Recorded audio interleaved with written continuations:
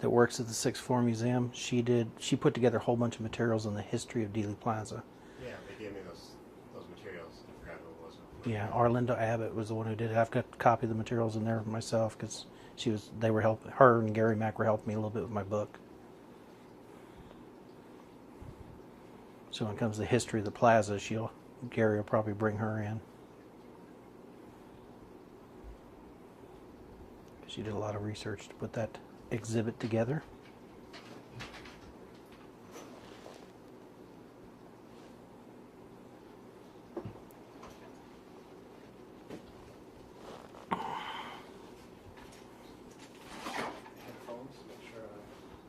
I'm talking to Route and not breathing on the microphone.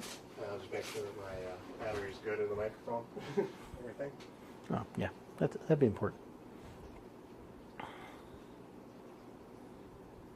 Those mics are actually pretty good at adjusting to whatever the sound level is and their closest source. Yeah, it wasn't like the BBC radio where he's got this huge microphone and then this little bitty recorder, MP3 recorder or something, just a little bitty thing. But a huge mic to go with it.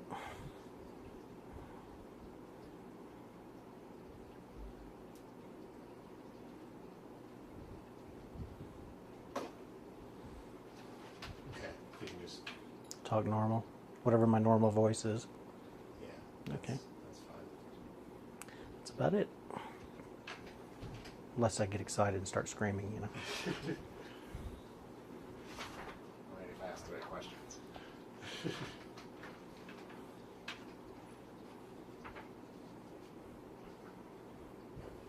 Well, to start off, you can tell me your name, Okay. where you live, and what you do. Jerry Dealey, North Carlin. I'm currently unemployed. I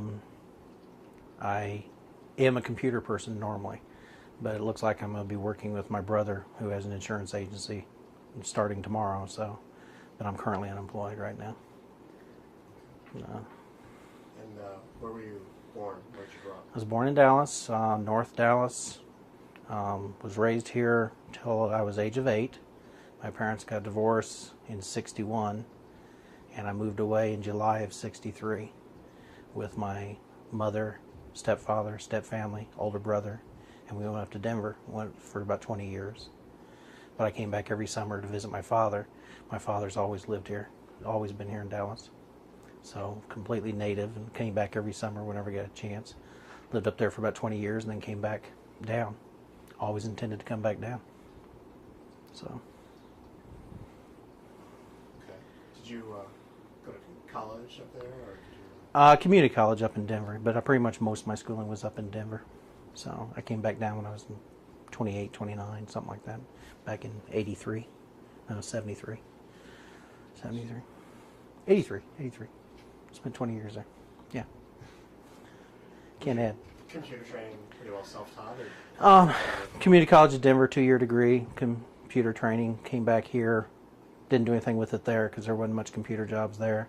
Came down here, worked for 14 years with Linux Industries, and last 5 or 6 years with Sterling Commerce, a company here in Addison, Texas. So they're pretty much all computers. Pretty much a hacker, mainframe kind of computer guy and stuff. So telephone, you just ring, wait until it's done.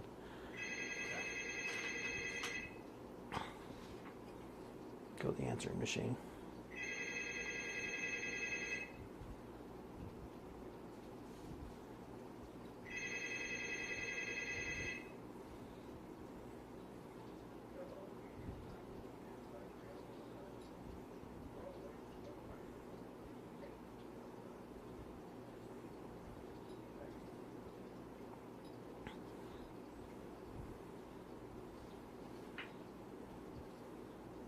Apparently they didn't want to leave a message. Family history? Yeah. Okay. We could turn that off. Sure. Switch is right next to you. I'll try. Just a little bit of Noise, background noise. Hope the bubbling of the tank isn't too annoying either. So is your wife from here? Or? No, my wife's from Denver. my wife is from Denver, so I met her up in Denver and married her up there, and then we moved back down here. My kids were born here, but she is from Denver. How many kids do you have now? Two daughters. You have a political affiliation? Republican, Democrat? No, not really. Pretty much independent. Every year, for the presidential election, I always pick the other party that's not in office, so I can help select in the primaries who I want to go against the incumbent. So that's about all I do. So this year, in 2004, I'll go Democrat just so I can vote in the primaries to see who's going to run up against George W. But no political affiliation, no preference as far as Democrat or Republican or anything. Just pretty much independent. Do whatever I feel needs to be done at the time. Any particular philosophy of things? No, not really. Not really. Well, tell me a little bit about your interest in Disney when that began. Disney? I was working for Avis. I was servicing cars for Avis up in Denver, Stapleton Airport, the international airport up there, the old international airport. Someone found a hat pin with Mickey Mouse on it, holding out a bouquet of flowers. So I grabbed it, threw it in my hat, and then people started finding Mickey Mouse stuff, and it kind of grew from there. So, anytime anyone found something with Mickey Mouse, they gave it to me while I was there servicing cars for Avis, and then my wife got into the act, and my mother got into the act and started giving me Mickey Mouse stuff.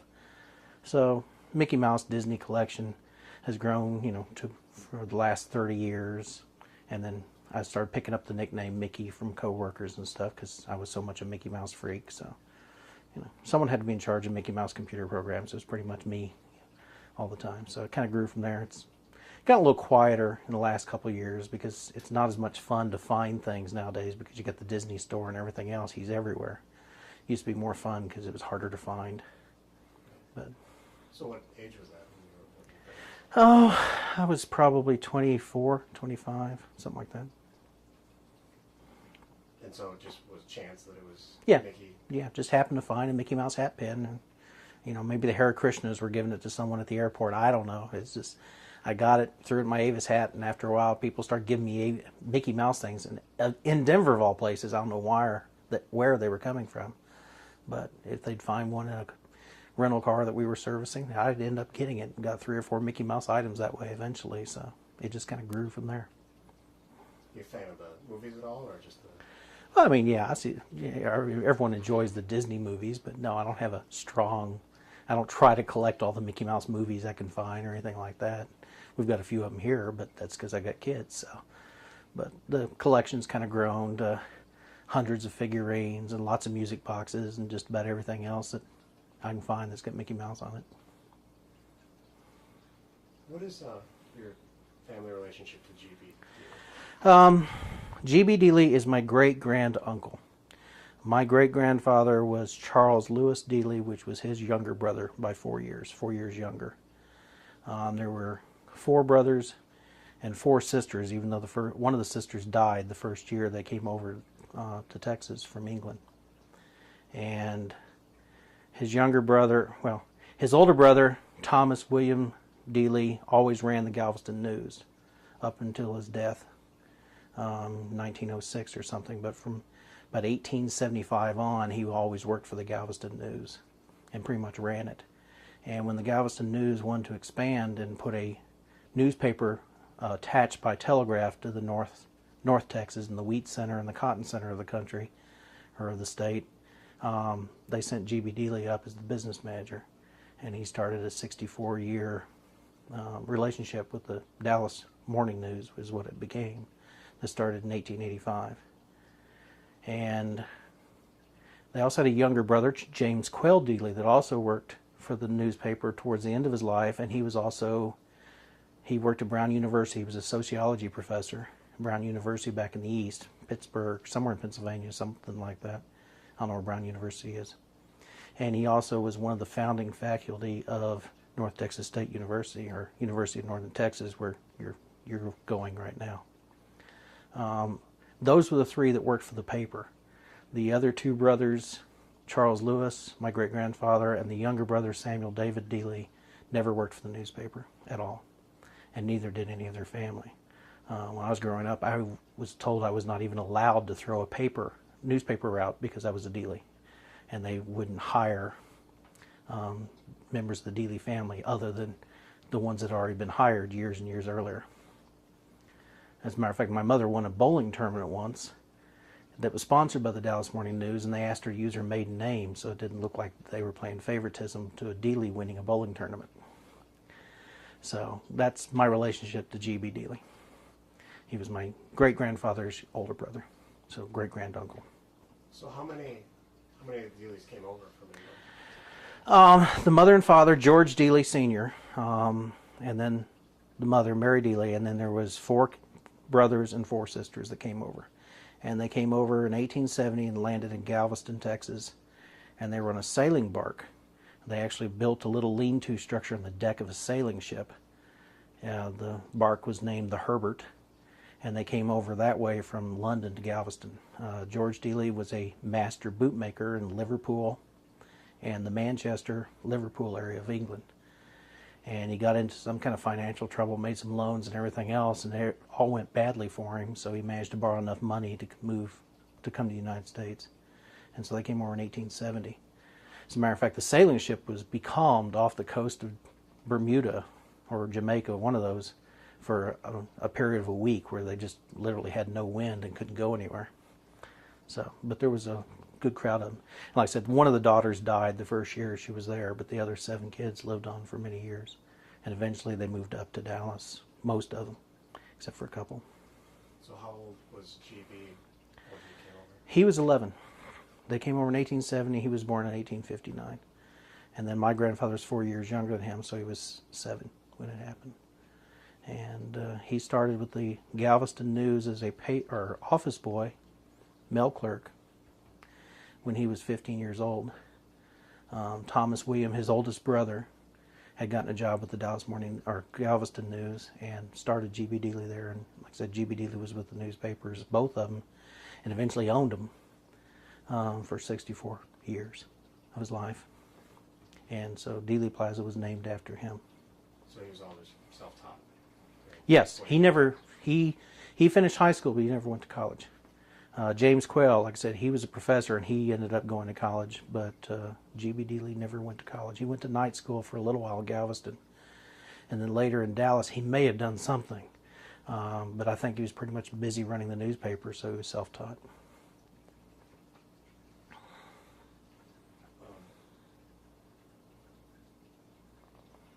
When you grew up, did the family talk about GB much in family history? No, actually, my grandfather, there was an incident once where one of the Dealey cousins, there was 38 cousins in that next generation below G.B. Dealey, nieces and nephews and stuff. And one of the cousins got into trouble with the law, did some Halloween pranks or something like that. And my grandfather went in and saw G.B. Dealey and said, don't publish his name. It's a first-time offense and everything else. And G.B. Dealey said he couldn't play any favoritism, and he went ahead and published the name anyway. And my grandfather got mad at GB, and the two of them never spoke for the rest of GB's life. Now, this happened probably early 30s, or late 30s, early 40s. And so my grandfather never even talked to GB from that day forward. So we didn't have much to do with that side of the family at all. My grandfather later moved to California at about 60, and we didn't associate with Ted Dealey, which was GB's son that took over the paper when GB died in 1946. And we didn't speak to Ted Dealey or Joe Dealey. We didn't pretty much associate with that side of the family at all. As a kid, from what I remember. Now, of course, I moved away when I was 8, so I don't have a whole lot of memories, childhood memories of it. But we didn't deal with the rest of the Dealey family very much. So did you even have much, did you only have a negative impression of GB when you grew up? Or did you I didn't even know. Well, GB was dead before I was born. Right. But just from what you heard, was it all just negative, or was it not even really? I knew they owned a newspaper. I knew they were the rich side of the family. That's all I knew. Okay? I didn't know much about Ted, who was still alive. Of course, he was alive in 1963 when Kennedy was here. And I didn't know anything about Joe, and he was Ted's son, and he was also running the paper. And then Joe Jr. later became the spokesman out at DFW Airport until a few years ago. But I didn't know any of them. I didn't know. We didn't have many family reunions. The Dealeys don't get together very much. So I didn't have much of an impression of them at all as a child. Did you ever go down to Dealey Plaza when you were a child? We drove through it back before Central Expressway was really a highway that went all the way to Interstate 45 and kept on going south. We would always go over to visit my aunt, which is over in Grand Prairie, and so we would always go down Central Expressway till it unloaded us into downtown. Then we would drive down through Maine or Commerce or out and go out and take the old Dallas-Fort Worth Tollway, which is I-30 today. So we would drive through it, but we never stopped. I mean, Dealey Plaza never lent itself, because of all the cars and stuff, to a lot of pedestrian traffic. Back before Kennedy was shot, you didn't see a whole lot of pedestrians in Dealey Plaza. There wasn't much benches or anything like that. There were a few, but people didn't really. You would think downtown Dallas, occasionally someone would get out and maybe eat their lunch there, or brown bag, and carry their lunch over the park and sit there and eat. But since it was kind of a motor park, there wasn't a whole lot of activities going on there. Probably what they're going to do with the Trinity River too, if they end up putting roads and stuff down both sides of it. But people didn't, too much traffic. They didn't want to go down to that area too much. Like, I just wondering, like, if you acknowledged that you were driving through Dealey Plaza at all, like. Oh yeah, I mean, I drive as a kid. I remember going through it and having the statue of G.B. Dealey pointed out to me. You know, that was erected in '48, so it was around from the time I was born. So anytime we drive through it, they'd say, there's the statue. You know, my grandfather always said he wanted to sneak up there one night and put a hat on GB, because he's standing out there bald-headed and, you know, completely exposed to the weather, so he always wanted to sneak by and put a hat. But yeah, I don't have much memory of it, other than driving through Dealey Plaza and seeing the statue there, knowing that I'm related to him somehow. And, Until '63, and then suddenly, you know, great interest in it. But go ahead. Well, now that you've researched more on G.B. Dealey, what is your impression of him?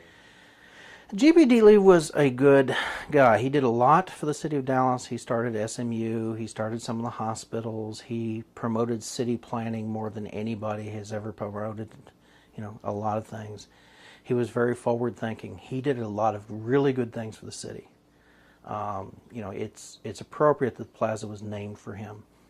And it was named for him while he was still alive. It was named when it was first built in 1936, and he had the honor of riding under the triple underpass in the first car to ever go under it, what they called a subway back then. But at the triple underpass, and he had the honor of riding in the first car under that underpass. They didn't officially, they called it Dealey Plaza, and there was letters and stuff where he knew it was named after him in 1936, but they didn't officially announce it on a citation or anything else until after his death. And that's when the government actually did the paperwork and said, well, we're officially naming it Dealey Plaza. But other than some of the signs down there, there's no real sign that says Dealey Plaza anywhere either. There's also was a whole bunch of myths about him owning that land at one time, and he did not. He owned the land on the other side of the triple underpass from Dealey Plaza, the west side. It was Trinity River bottom land that he bought. He bought it in 1906 or 1905, somewhere around there, and he only had about 17 acres. But it was river bottom land that kept flooding all the time, so it was pretty much worthless. And then when they moved the river, and he pushed real hard for him using the power of the newspaper, and the newspaper promoting the ideas, pushed real hard to get access to that entire area that used to be river bottom, which is Industrial Boulevard and those areas today, and where Stemmons Freeway is today. And at that time, all the bridges went past that river bottom area. They overpassed to it. Commerce Street Bridge, Houston Street Viaduct, those things went all past that big, wide expanse of river bottom land. And they built the triple underpass so that they would have, number one, an entrance into Dallas, a grand park entrance into Dallas, which is what the Kessler Plan asked for, and also have access to that area on the other side of the triple underpass, the railroad tracks. And that was the first access to that entire area. How connected was that project to the federal government and the New Deal on this? It was very connected. The building of the terminal annex, the white building on the south side of Dealey Plaza today, was done by the government. It was sponsored by the government. The figure $750,000 comes to mind, but I think it cost more than that. But they were going to donate $500,000 into the building of Dealey Plaza right next to it. And so they kind of used the federal money there and combination of state and county money with a bond election and other things.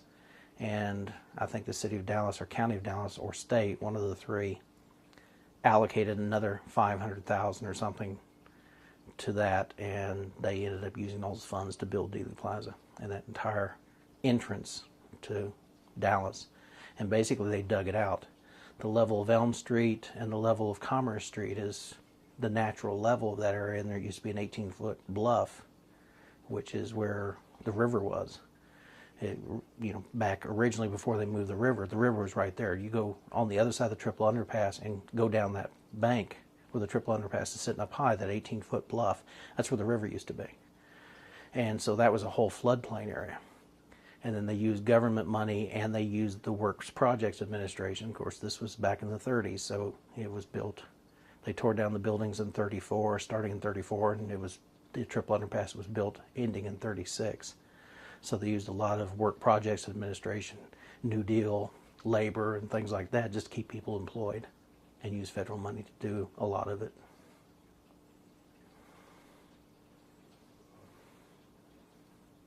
I guess you kind of talked about Dealey coming here and all. What was his relationship with Below? Alfred, I think his full name is Alfred Horatio Below. He was a colonel in the Civil War, for the Confederacy, and he got injured, and I don't remember which battle it was. It seems like it was Second Manassas, but I don't know for sure. And he got injured in the arm. You couldn't shake hands with him. He had problems with his right arm. And he went to work for Sid Richardson, who was the founder of the Galveston News. And the Galveston News was founded in 1842, while Texas was still a republic. And the Galveston News was growing, and Alfred H. Below came in as a business manager, pretty much an office manager, for Sid Richardson, who was the editor and publisher of the Galveston News. And they were together for many years, and Richardson died a little while after the establishment of the Dallas Morning News.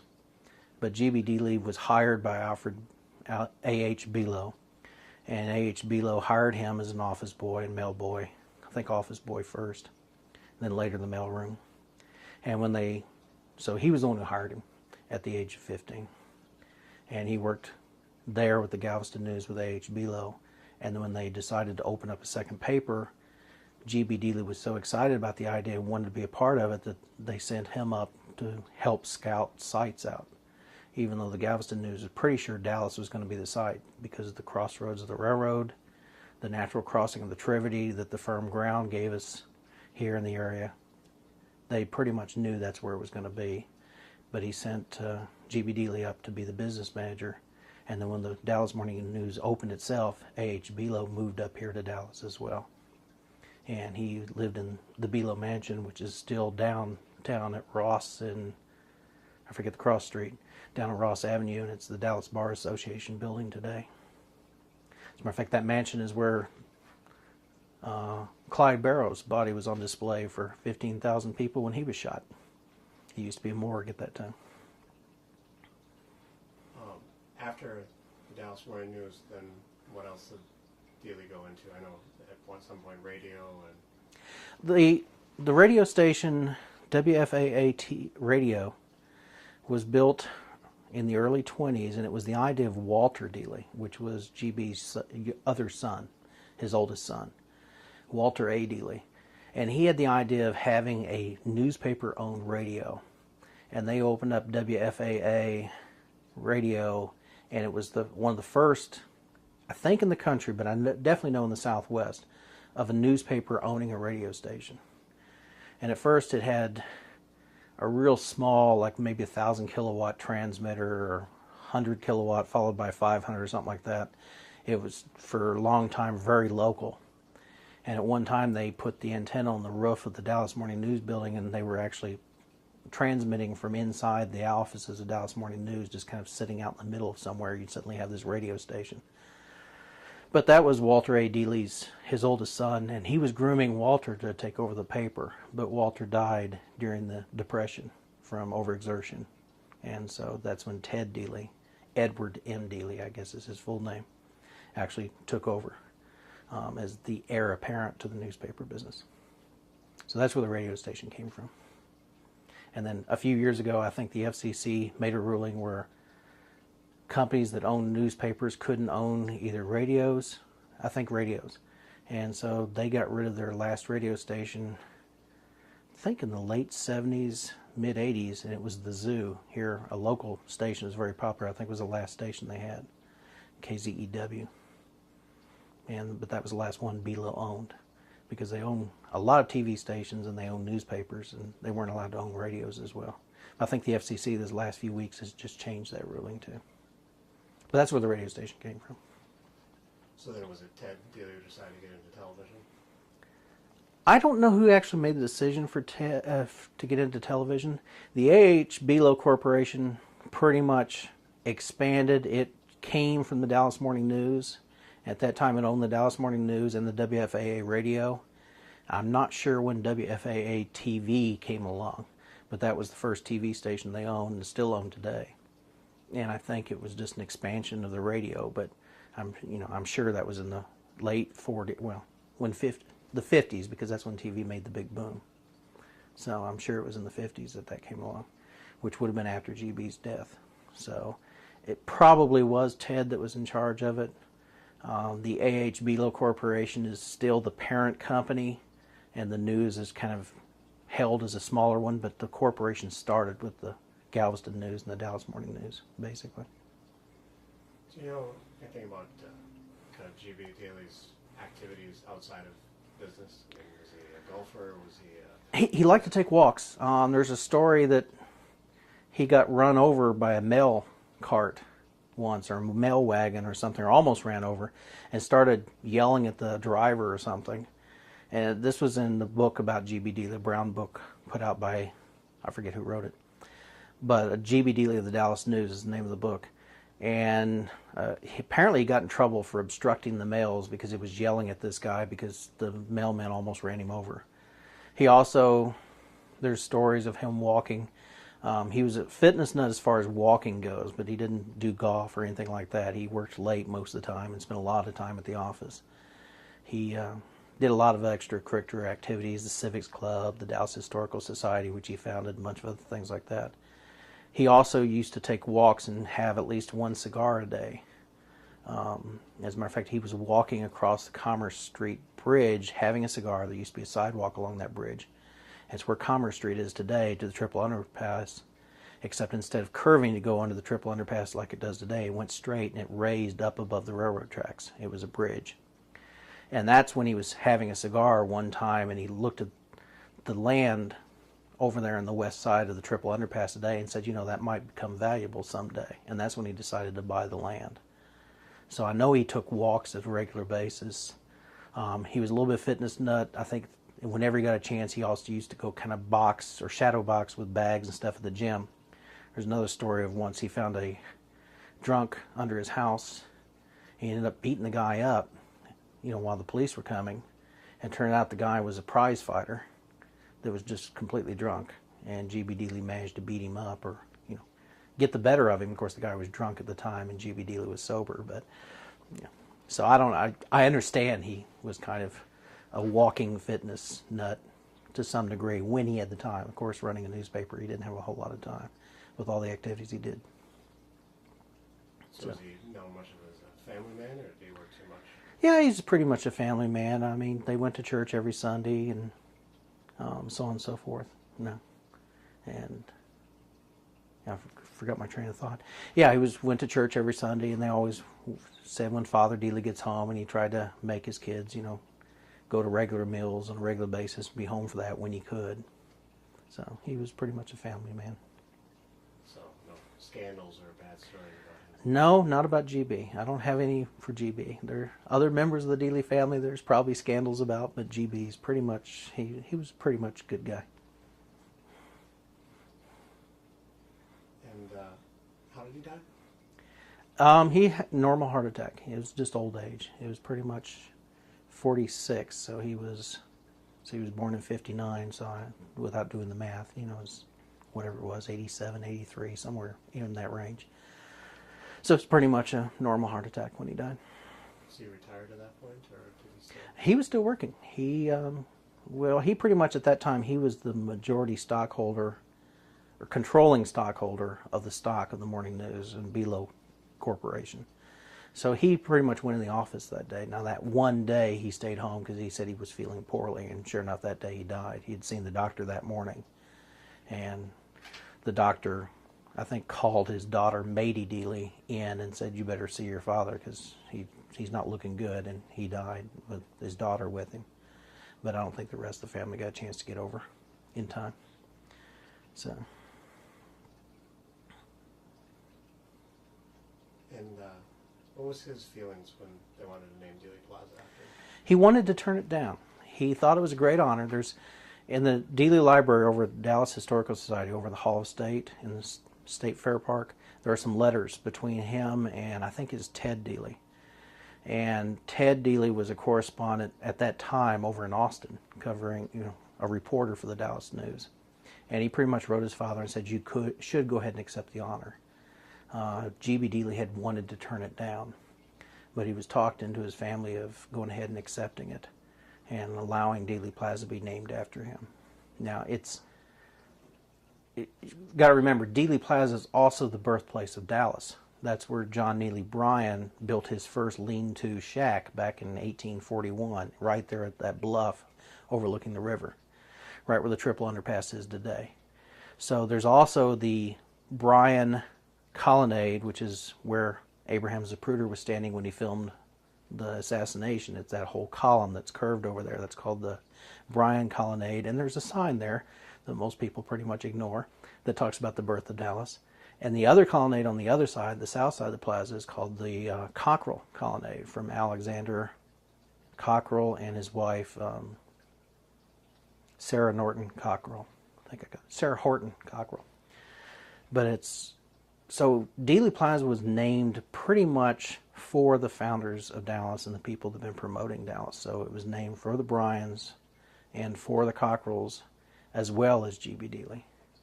But G.B.'s first inclination was to turn it down. He wrote a letter, said, "Yes, I'm honored," but his first inclination was to turn it down. But Ted, I think it was Ted, talked him into go ahead and accepting the honor.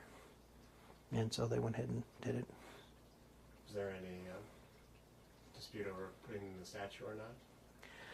No, I don't think so. The statue, pretty much after he died in 1946, they wanted to remember him, and so they put in the statue. It was built, sculpted and put in 1948.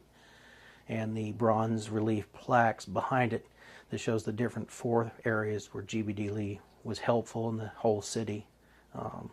I forget what all of them. Education is there, journalism is there, a couple others. There's 4 different ones, because he did a lot for the hospitals and he did a lot for city planning.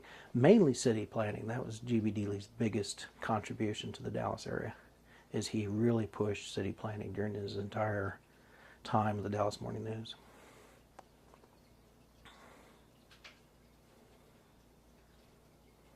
So is there, other than the little things you mentioned about the, almost being run over and stuff, is there any kind of little stories that people would be surprised?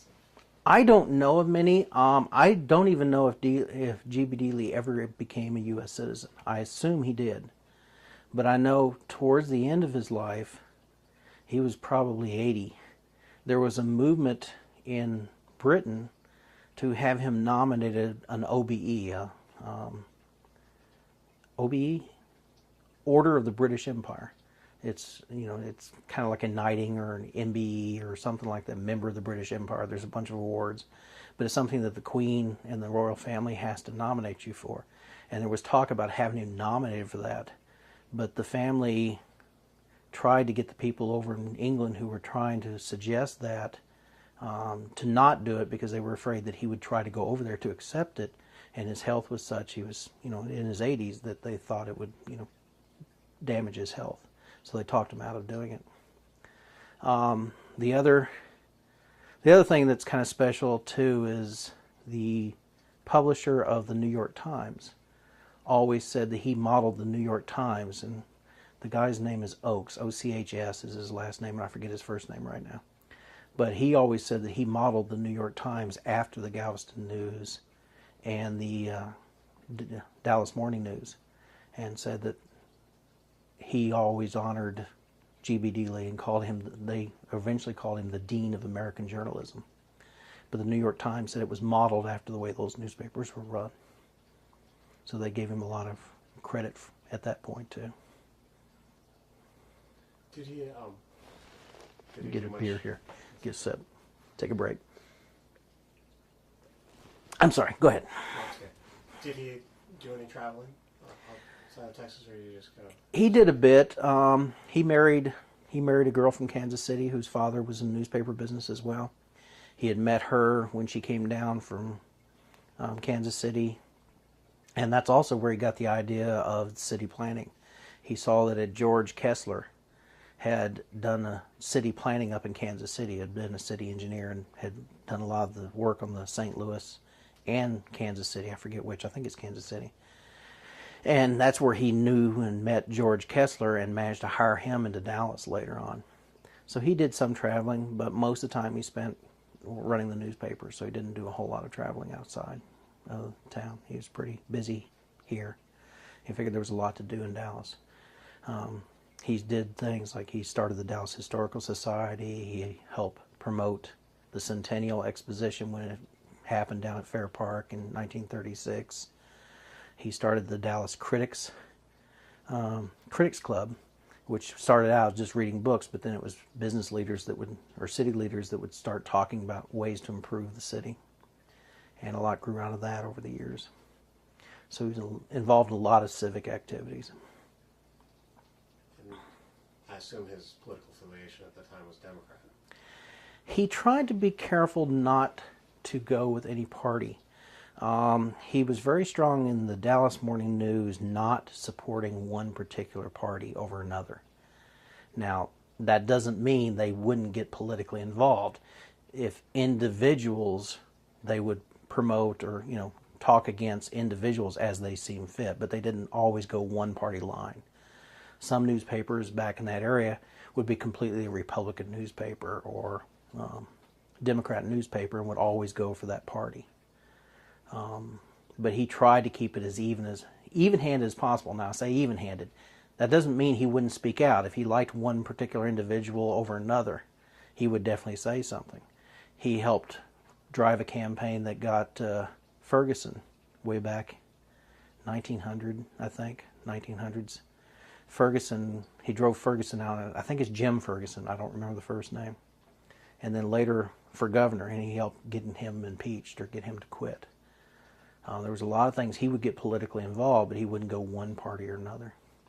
The Dallas Morning News under G.B. Dealey had a heck of a battle with the Ku Klux Klan back in the early 20s. And the Klan said that it culminated in the selling of the Galveston News, that the Galveston News had been going downhill for some time financially. And yeah, the Ku Klux Klan started boycotting the Dallas News, and it was a tough fight for a long time. They would stop their advertising, stop buying the paper and everything else, and it was pretty tight for a while. But he did a fight against the Klan, helped get some of the elected officials that the Klan was promoting defeated. So, but his politics, I don't think he ever went one side or the other. He always tried to stay independent and open-minded so the paper could go one way or the other depending on each individual as they seem fit. But probably Democrat in his personal viewpoints. I don't know, since most of Texas was at that point. Getting back to you, so where exactly were you living in 63? I was living in North Dallas, just a little bit northwest, of Mockingbird, or of White Rock Lake. I'd be about Mockingbird and Skillman. So it was very North Dallas, south of Northwest Highway, a little ways. In 63, and then I moved and went to Denver in the summer of 63. So I was up in Denver, I was in third grade, I was 8 years old. And when Kennedy got shot, we were at lunch because we're an hour behind, so it was 11:30 our time when Kennedy got shot. We didn't know about it till noon when we went to lunch. Came back from lunch, we were told by our teachers that the president had been shot and killed, and that we had the rest of the day off. And then the next 2 weeks, people knew I was from Dallas. People knew my last name was Dealey. I had a very obnoxious Southern drawl. And the next couple of weeks, I got in 2 or 3 fights with 4th and 5th graders who say, kill our president, will you, or something like that. Like I personally did something, But a lot of people from Dallas were treated that way across the country. And I can tell you 3rd, 4th, and 5th graders are much less civil than some adults, so-called adults. How's that? So, but it was over after a couple of weeks. It was just little kid fights and stuff like that. Nothing major. Did you continue to encounter other people who held something against Dallas after that? No, I mean, kids forget pretty quick. And, I'm only 8 at that time, so I didn't hear a whole lot of it. There are horror stories, and if you talk to some other people like Darwin Payne, when you talk to him, he could probably tell you horror stories from different people around Dallas. Adults, where they go to restaurants and be told they don't serve people from Dallas here or something like that. There was a lot of that going on couple of years after the Kennedy assassination, or immediately after, definitely. But 8th, 9th, and 10th grader, or 8th, 9th, and 10th year olds don't hold grudges that long.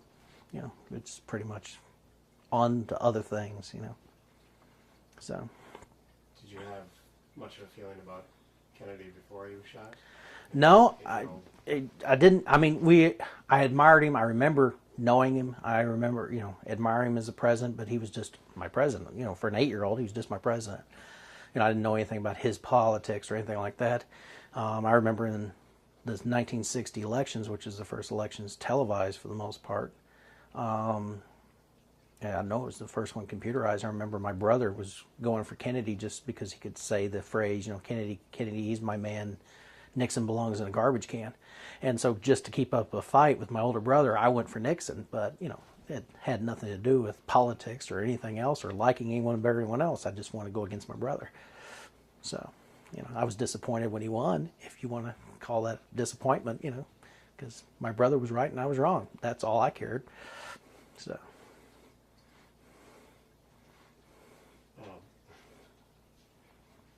And did you, after the assassination, did you spend time watching television?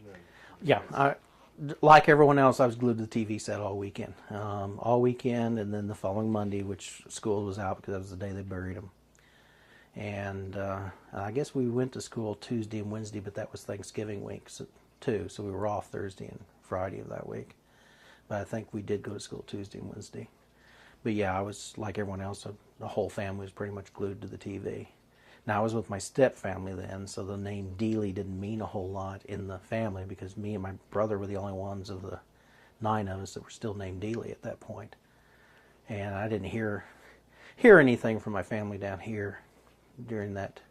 By Christmas I'd heard from them or something, but that it was shot in Dealey Plaza and stuff, which I already knew. But I didn't hear anything or any kind of reaction from my family down here at all until I came back that next summer. And then there wasn't much reaction. We didn't talk about it much. It's been kind of a black eye in the Dealey family all along because our name's associated with it. We didn't kind of talk about it. I mean, I think the next time we drove through the plaza, they said, oh, by the way, this is where it happened, and kind of, like everyone else in Dealey Plaza today, pointed at a few things, but we didn't even stop the car. We just kind of saw it as we went through. I didn't actually start getting involved in researching, I think, until 5th grade, which is 65, 66. And then some kid brought in a story, which supposedly was a Life magazine story, and I've never been able to find this story, that Kennedy was still alive and was a vegetable living in Parkland's hospital. And this is a 5th grade kid that brought this in, a girl from what I recall. And the story basically was that Jackie had visited the hospital many times, but only visited the grave once or twice, and there were certain rooms they still had guarded and wouldn't let people in. And the conspiracy story at that time was that Kennedy was still alive and in the hospital. And then, of course, that later grew when Jackie married Onassis, that said, well, they moved him off. He's off at an island somewhere and everything else. So that was my first conspiracy story that I had heard when I was in 5th grade. So a few years later, I started getting some books and reading on it. When I got into junior high and high school, I got more interested into it. So that was 2 years after it happened, right? Yeah, 65, 5th grade. Yeah.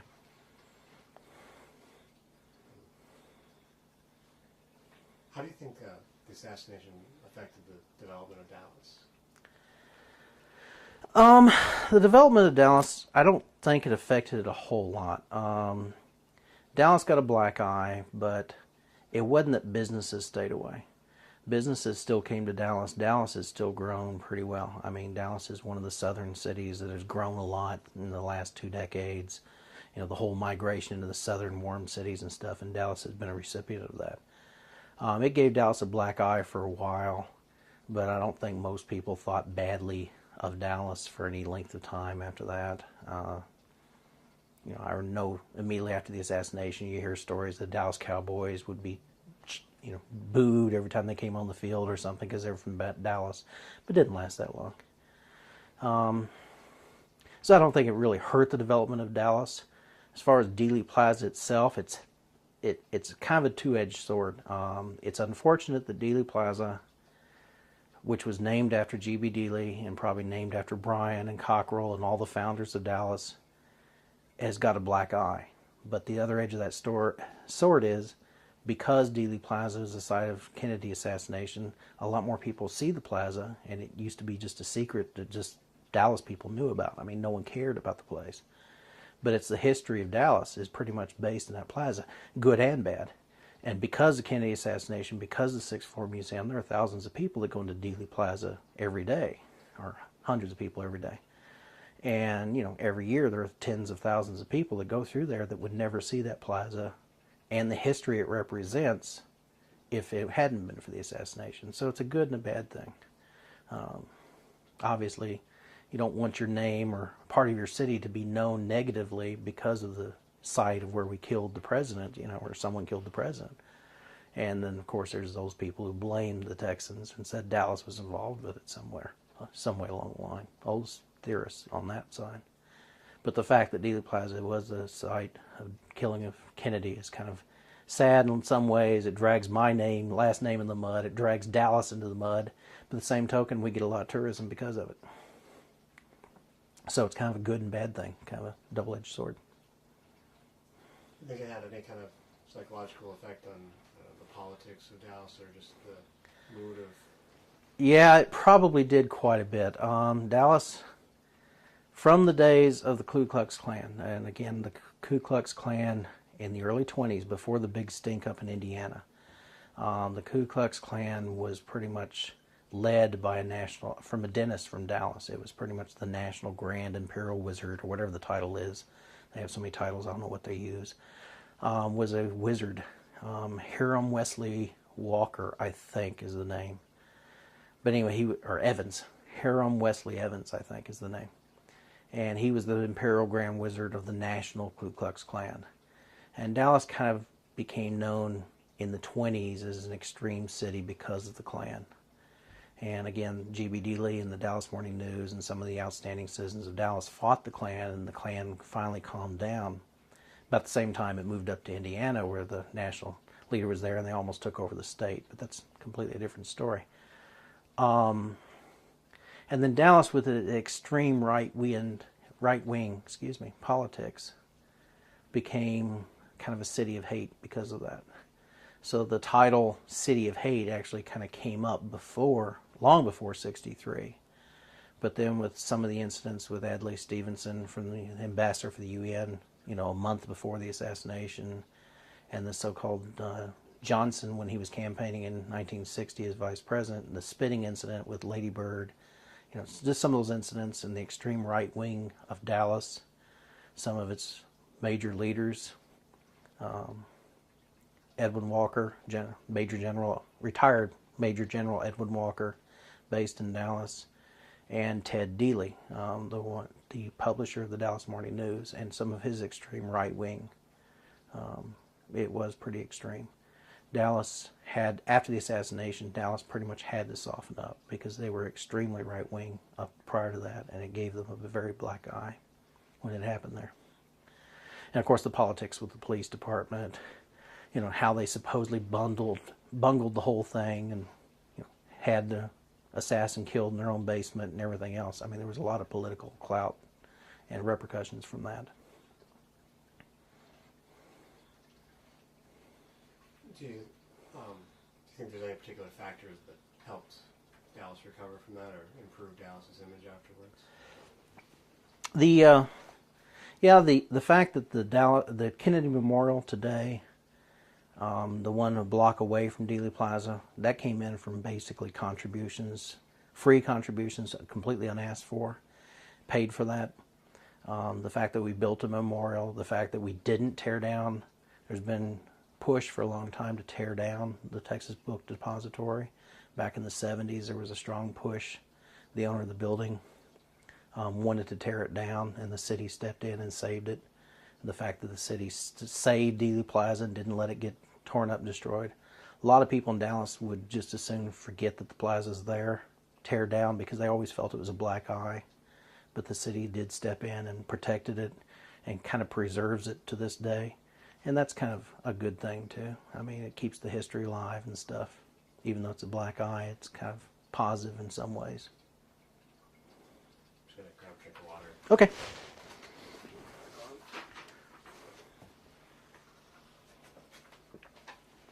Any of this usable? Okay.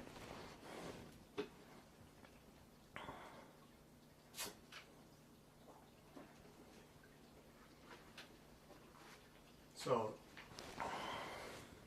looking back on it now that you've done some research and had some time to think about it, what are your thoughts on Kennedy as president, as a man? Kennedy, let me see. I was asked this question the other day by the BBC guys too. Rephrase that. Kennedy inspired people. He was young. He had a glamorous wife. He was an excellent speaker, public speaker. He had young kids. You have to remember that when Kennedy was elected, we had had 8 years of Eisenhower, before that Truman, before that FDR. People were very inspired by a young president, a young dynamic president. He had civil rights pretty much forced upon him. He did a lot of good things with civil rights, and he was doing a lot of good things with communism and the Cold War. Good things to some people. Obviously the right-wingers, such as Ted Dealey and everything else, hated what he was doing with communism. They said he was too soft on communism, and they said it to his face. They allowed the black border ads. There was an extreme right-wing area in Dallas that pretty much hated Kennedy. They hated him because he was so soft on communism. They hated him because he was part of the Catholic Irish East Coast establishment. But he inspired people because he was so young, so, dynamic, so forward-thinking, so kind of a breath of fresh air. What would you call those black border ads? The black border ad? The morning of the assassination, November 22nd, 1963, the Dallas Morning News ran a full-page black border ad. And it was pretty much saying everything bad about Kennedy. There was a big stink about it afterwards, but Kennedy was shown it when he was over at the Hotel Texas over in Fort Worth. And it was a full-page ad done by Weisberg or Weissman or something like that. Weissman. You'll hear about it from other people than me. But Ted Dealey was the publisher of the Dallas Morning News, and he had pretty much was in charge of it. Now, Joe Dealey was his son, and Joe Dealey was the president of the Dallas Morning News at that point. And both insisted they did not approve that ad. It was a full-page advertisement paid for by somebody that was completely slamming and detrimental to the president. It had a whole bunch of points, whereas, and just completely slammed Kennedy. And the Dallas Morning News got in a lot of trouble, or a lot of bad opinion about that because of that ad and allowing it. Joe Dealey was supposedly out of town, and he didn't even know about the ad until the day of the assassination. And Ted Dealey told Joe he read through the ad, and he didn't see anything different in the ad than what he had been saying in the editorial pages for many months. Of course, Ted Dealey did not like John Kennedy. But he always insisted he did not see the ad beforehand. He said he read the ad afterwards. There was some question of if Ted or Joe Dealey had seen the ad ahead of time, would they allow it to run? But since it was a paid ad, someone in the advertising department allowed it to go. As long as someone was paying for it, they said pretty much what they wanted to. And it went ahead and went. And they never did quite track down who was responsible for allowing that ad in, or they never really would say. But I know Joe Dealey Sr., to his dying day, that was one of the most embarrassing parts of his entire life, was that ad. And when you talk to Judas Segura, you can get information on that a lot more detail than what I do. But I know Joe hated that to the day he died. Now, Ted Dealey did not like John Kennedy, so he was never really apologetic for the ad at all. But it was in very poor taste. The other incident for Ted Dealey was also the famous Carolyn's tricycle speech. He got invited to the White House, I think it was September of '62, and he got invited with a bunch of publishers to the White House for a brunch. And when Kennedy came out to the publishers for the brunch, Ted Dealey, again, very right-wing, very hateful to Kennedy, started lecturing him on being soft on communism. He said his readers were looking for a strong knight on a white horse to lead the fight against communism, and what they had was some weak sister president who was riding around on Carolyn's tricycle. And of course, Kennedy was very angry about that statement. Kennedy pretty much retorted that when his constituency when Ted Dealey's constituency, being his readers, equaled the number of constituents that Kennedy had to represent, being the millions of people in America, then he might listen to what he had to say. John Kennedy later, according to one of his cousins, Kerry McCarthy's, later when he found out that there was both a morning newspaper, the Dallas Morning News in Dallas, and a afternoon paper, the Dallas Times-Herald, he was quoted as saying, "Boy, I'll bet the people of Dallas really can't wait until afternoons come along." But he despised the Dallas Morning News because of that. And this was part of the environment he was coming into on November 22nd. And of course, the black border ad is also a part of the Dallas Morning News legacy treatment, or poor treatment of John Kennedy. Is that the name Black Border ad? Is that just the type of ad? Yeah, it was a big full-page ad with a complete black border all the way around it. Anytime you if you talk to any of the assassination people or any of the Kennedy people, historians and stuff, and you mention the black border ad, they'll know specifically what you're talking about. It's that ad they're talking about. I've got a copy of it here somewhere, but not original, but a copy of it somewhere. So how's Kennedy affected you personally? Your opinions on things or things that you've done? Well, not my opinions on things. I don't think Kennedy got dragged into a lot of the things that he did. Some of the things he did were probably good and would have done them anyway. The civil rights he kind of got pulled into. He didn't have a choice there. He had to make the move. Now, I think he made the right moves. The same thing with the Cuban Missile Crisis and the treatment of communism. He kind of got pulled into that. It wasn't something that he intended to do when he got elected. I mean, he did not run based on, I'm going to start working with the Soviet Union and try to become friends with them. That just kind of happened.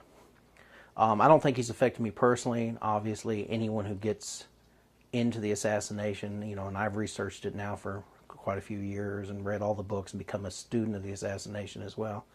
And then I do a lot of things in my hobby time.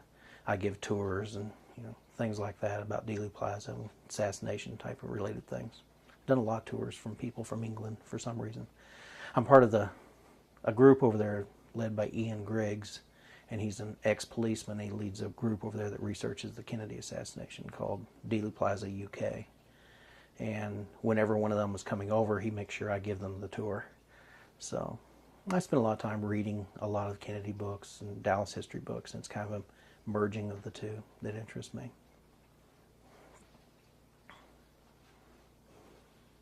You mentioned the Kennedy Memorial. Do you know how that got started? The Kennedy Memorial got started, there were a lot of unsolicited donations came in. There was a number of unsolicited donations that came in, both for Tippett's wife. She got quite a bit of money after his death from just donations, people across the country sending money in for her. There was also, over the next couple of years, a lot of donations coming in from people in Dallas City, Dallas County, Texas in general, that said we want to build some kind of monument or memorial to Kennedy. And so the memorial, the JFK Memorial that's downtown now, was approved by the Kennedy family, the design of it, and it was built using that money. I think the money paid for all of it. I don't think there was any government funds done it. Now, of course, they had to allocate the land for it, which is part on Courthouse Square. And I think Eunice Kennedy actually came into town for the dedication of that. And as far as I know, it's the only time any of the Kennedys have ever been back. Eunice is one of the sisters. I don't know. I think it was just one of the sisters, not a wife of one of Ted or somebody. But I think it was one of the original sisters, but I don't know that for sure. There's a Kennedy cousin that comes back by the name of Carrie McCarthy, and she comes back on a regular basis, and she attends some of the conferences that happen every November here in Dallas. There's always a conference every November of researchers and historians and students of the assassination and stuff. And she comes back on occasion, and I know her. But other than that, I don't know any other Kennedy that's ever been here since that day. I know Ted Kennedy won't allow anything to happen in Dallas. He does not like Dallas. I think a few years ago the Special Olympics were considered here, and that's always been a pet Kennedy project. And Ted said, no, we don't want to go to Dallas in any way, shape, or form. Whether or not he treats Los Angeles the same way, because that's where Bobby was killed, I don't know. But I do know that Ted Kennedy doesn't want to have anything to do with Dallas, Texas. Grab a different tape. Okay. No problem.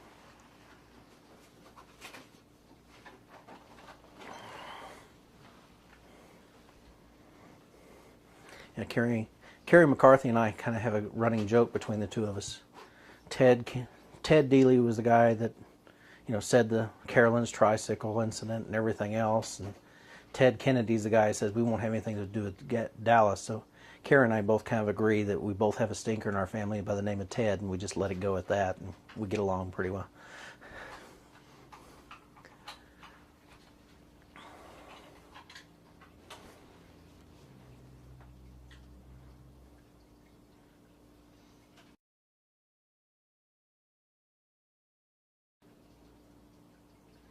Okay. And how long have you been friendly with her? Carrie McCarthy? Met her, I think, 1996 it was 1997 at the JFK conference. Or the JFK Lancer conference, I should use the full name. And that's a conference that happens every year in November. It's usually, they call it November in Dallas, and it's usually the weekend of the assassination, whatever weekend is closest to the assassination date.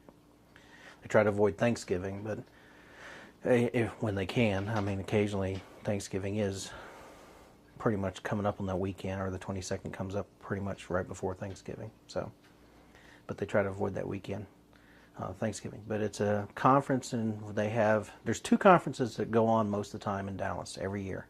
One of them is COPA, Coalition on Political Assassinations, and I can't think of the guy's name who leads that. I believe it's John Jay.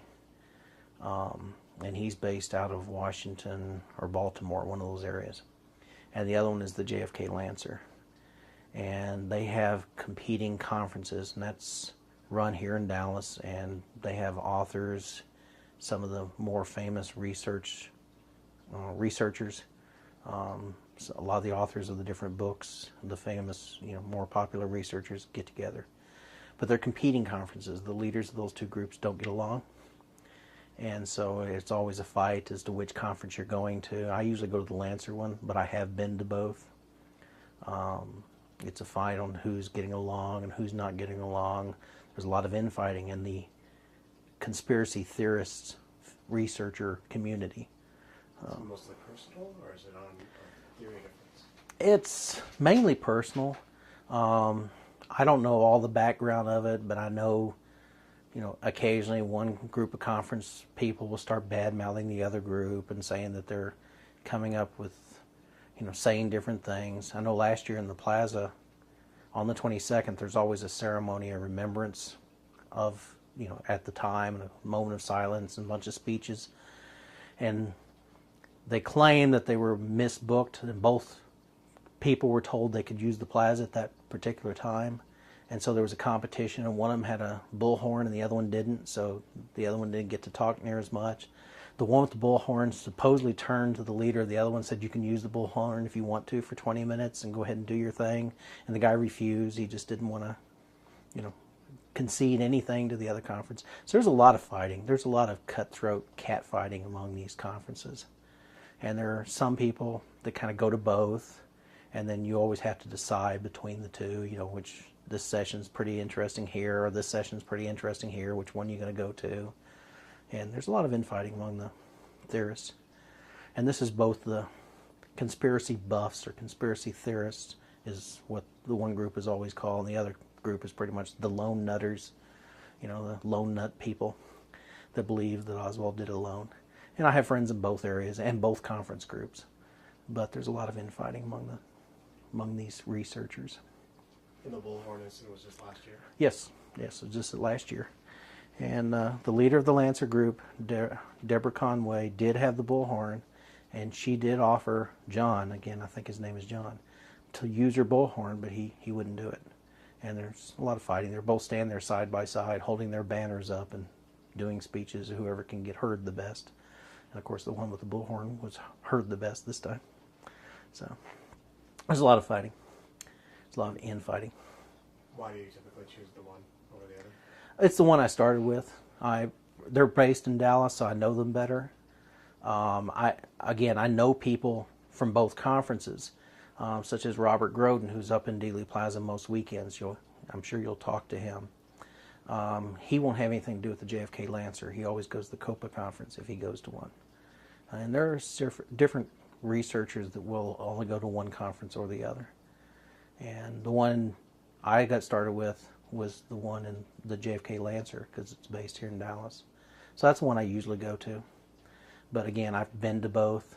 My book was available in both bookstores at both this last year, so I try to stay in touch with both of them and try not to let the infighting get to me. Try not to pick sides. Just kind of go with the flow. Touching back on the memorial, what are your personal thoughts or feelings about it? What do you think of? I think it's a good memorial. It's kind of plain and calm, but I think it's a very nice memorial. I think it's good intent of the city of Dallas to put it up. It kind of helped our image a little bit. At least we put up a memorial for JFK. I mean, there's probably cities all across the country that had nothing to do with JFK that've got a JFK memorial, I'm sure of it. But the fact that we put one up, at least a block away from where it happened, is kind of a good thing. It was kind of soothing for the city to some degree, help heal some of the wounds. And the people who have been here that may have blamed Dallas or the people of Dallas in some way for the assassination for whatever reason might think a little bit better of us by the fact that we had a memorial. And especially if Eunice Kennedy, came for the granting of it, and the memorial, which was approved by the Kennedy family, the design of it. So I think it's a good thing.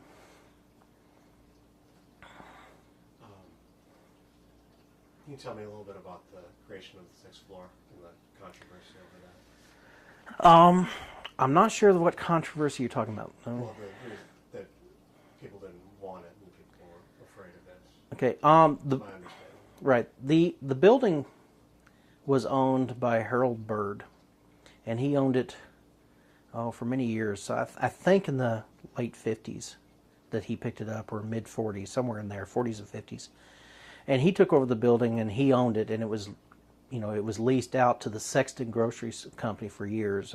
Some people right after the assassination said it was in the Sexton building, but it was a Sexton Grocery Supply Company for many years that used the building, and then the Texas School Book Company took the building over, or leased the building in '61 or so. And then they had the building for a number of years, and they let it go in the 60s. And Harold Byrd sold the building in the late 60s, or maybe early 70s. And the owner of the building, they had a fire, and he defaulted on the loan, and Byrd took it back over. And then Byrd was going, and for all those years, the 6th floor was pretty much closed off. After the Texas School Book Depository closed it down, the 6th floor was closed down. And it was empty and vacant most of the time. You can still see videos and DVDs and stuff and documentaries that show it up there. And then Byrd wanted to tear the building down in the mid-70s.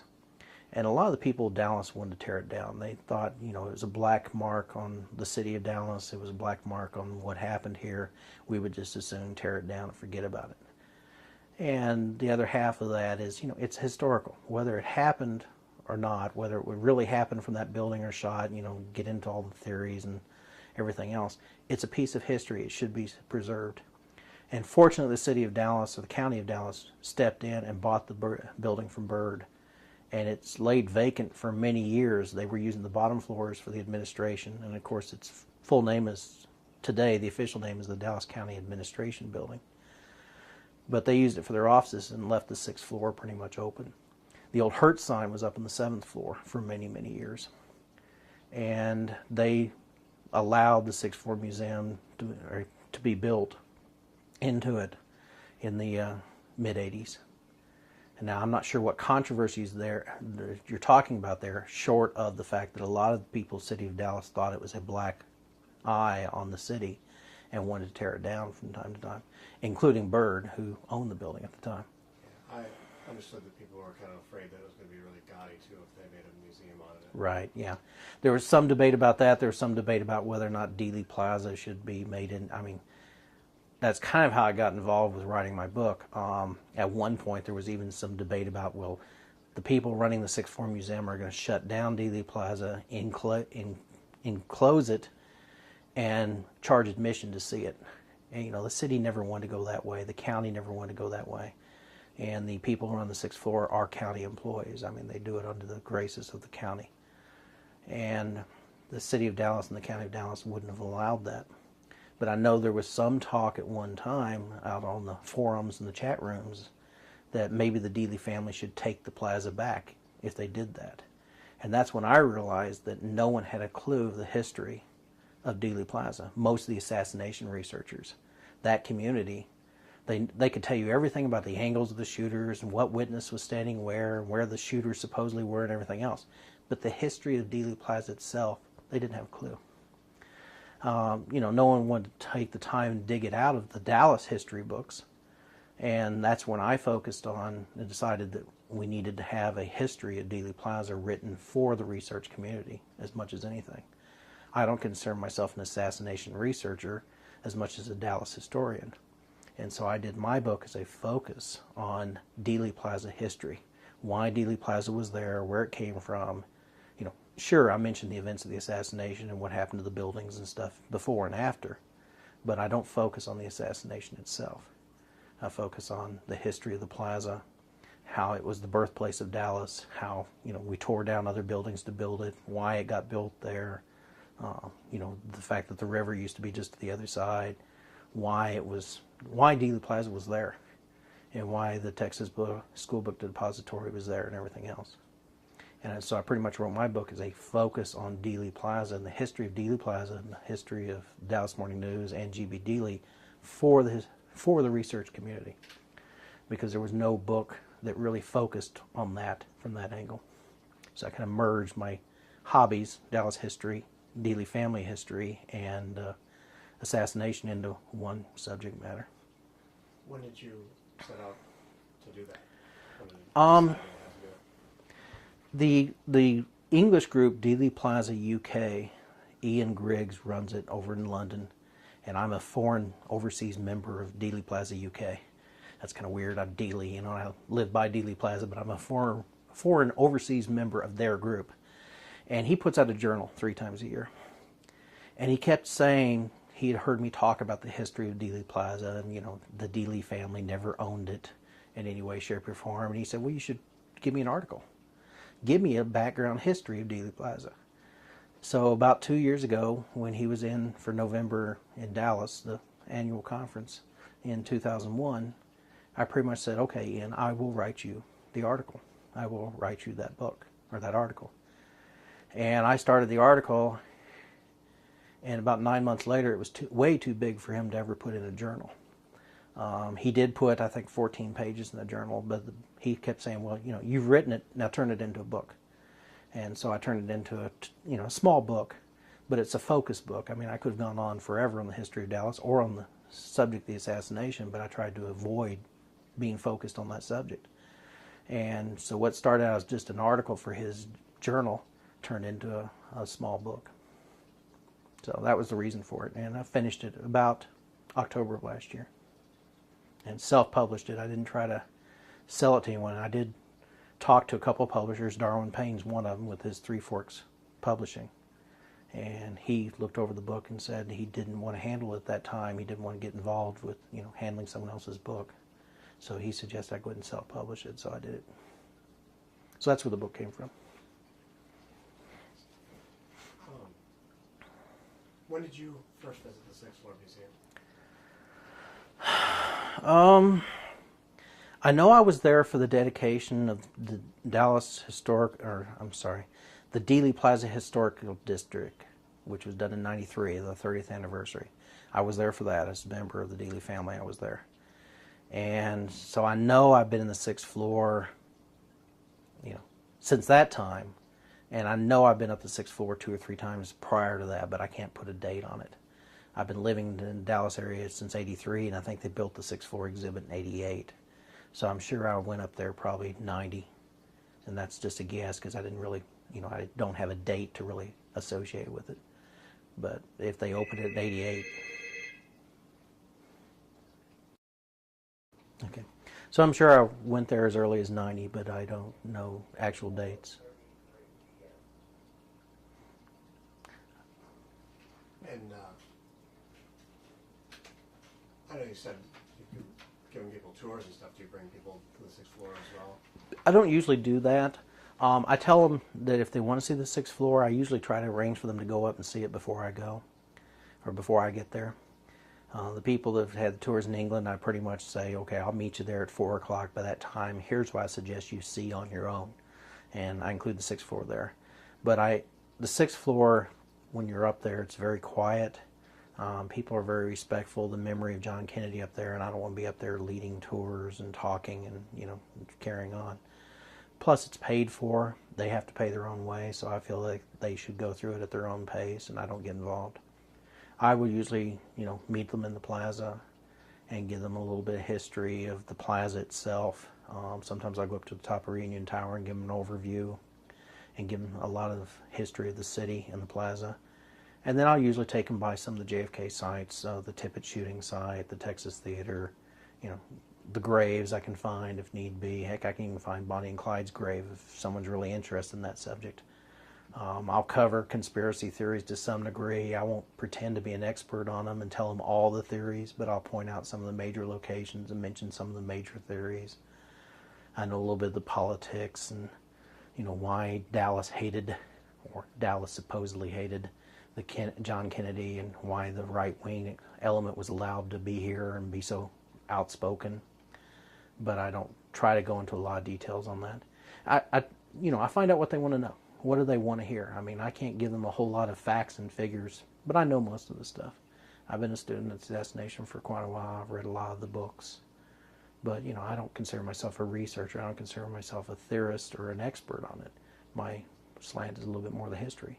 But I can mention a lot of the things that happened and why and who was supposedly involved and what some of the current theories are.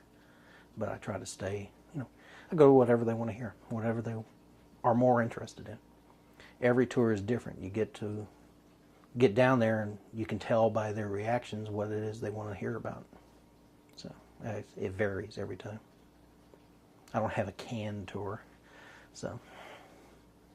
You ever have to bring family guests down there? Oh yeah. I'm members of my own family. I've done tours for them. When I was working Sterling, we sold software for large banks.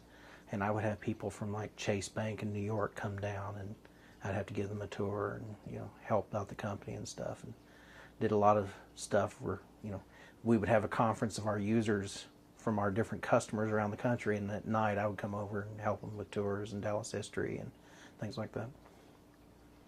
So your thoughts and feelings on the sixth floor, are you positive about the way they did it? I think it's very positive. That should have been done. I would much rather have that than have them tear down the building. Now, the bad side of it is probably the people that are selling their autopsy photos and things like that in the plaza. But I see their point as well, that they're necessary to give a counterpoint to the sixth floor museum. You go up to the sixth floor museum and you're pretty much going to see what the official government, both committees, both the Warren Commission and the House Select Committee on Assassinations, pretty much you're going to see the official version up in the sixth floor. And I can see that Robert Groden and some of the others, Diane Allen and some of the others down in the plaza selling the papers and the autopsy, the freedom of speech and everything else, it's a counterpoint to the sixth floor. And that's probably the reason the city of Dallas has allowed them to continue down there, even though they haven't required licenses. And there have been a few tickets over the years and stuff. But I can see where it's a counterpoint, freedom of speech and all that, to give a second opinion and stuff. Have you gone to any of the seventh floor exhibits that they have now? The last one I was to, they did have some of the seventh floor exhibits that they have now. I think one of them, it was Kennedy related. Prior to that, the last time I was in the seventh floor, they had the Pulitzer Prize exhibit, and that one was a little disturbing because they didn't warn anybody, and you come up and some of those photos were very graphic. But the last time I was there, it was the something relating to Kennedy. I looked at briefly, but I didn't go into a lot of detail with it. I think that was a good idea to utilize that space. Yeah. Let them grow. I mean, if someone's going to pay their money, they might as well get both spaces and stuff. Now, they're actually going to take over the fifth floor, too, but that's an administrative function on the fifth floor. I don't know where that stands right now. They've also done a few things in the entryway down at the ticket office and stuff. That's where the history of Dealey Plaza was a little while back, but I don't think it's there anymore. I haven't been down there in the last few months. But I think the seventh floor adds a little bit more to it, but it doesn't go into a lot of detail about theories and conspiracy. Now, there's also the Conspiracy Museum a block away, and they go completely on conspiracies, but it's not just JFK, it's also Martin Luther King and Lincoln and Bobby Kennedy and so on and so forth. But there's a counterpoint to it. But I think opening up the seventh floor is a good idea. I mean, if you're going to pay your $10 or whatever to see the sixth floor exhibit, it doesn't hurt to have an extra exhibit up there, or two or three. Now, I have not seen what materials they have up there, though, recently. Like I said, the last time I was there was the Pulitzer Prize traveling show, so, the photographs. Yeah, it's the Warhol Jackies right now. Oh, is it? That might be a little bit useless, but I know they had the special in the hallway of the Jackie. Do they still have that exhibit down on the ground floor of Jackie, the free one? Yes, but it's going to be... They're moving it? Pretty soon. Okay. They're putting something else in.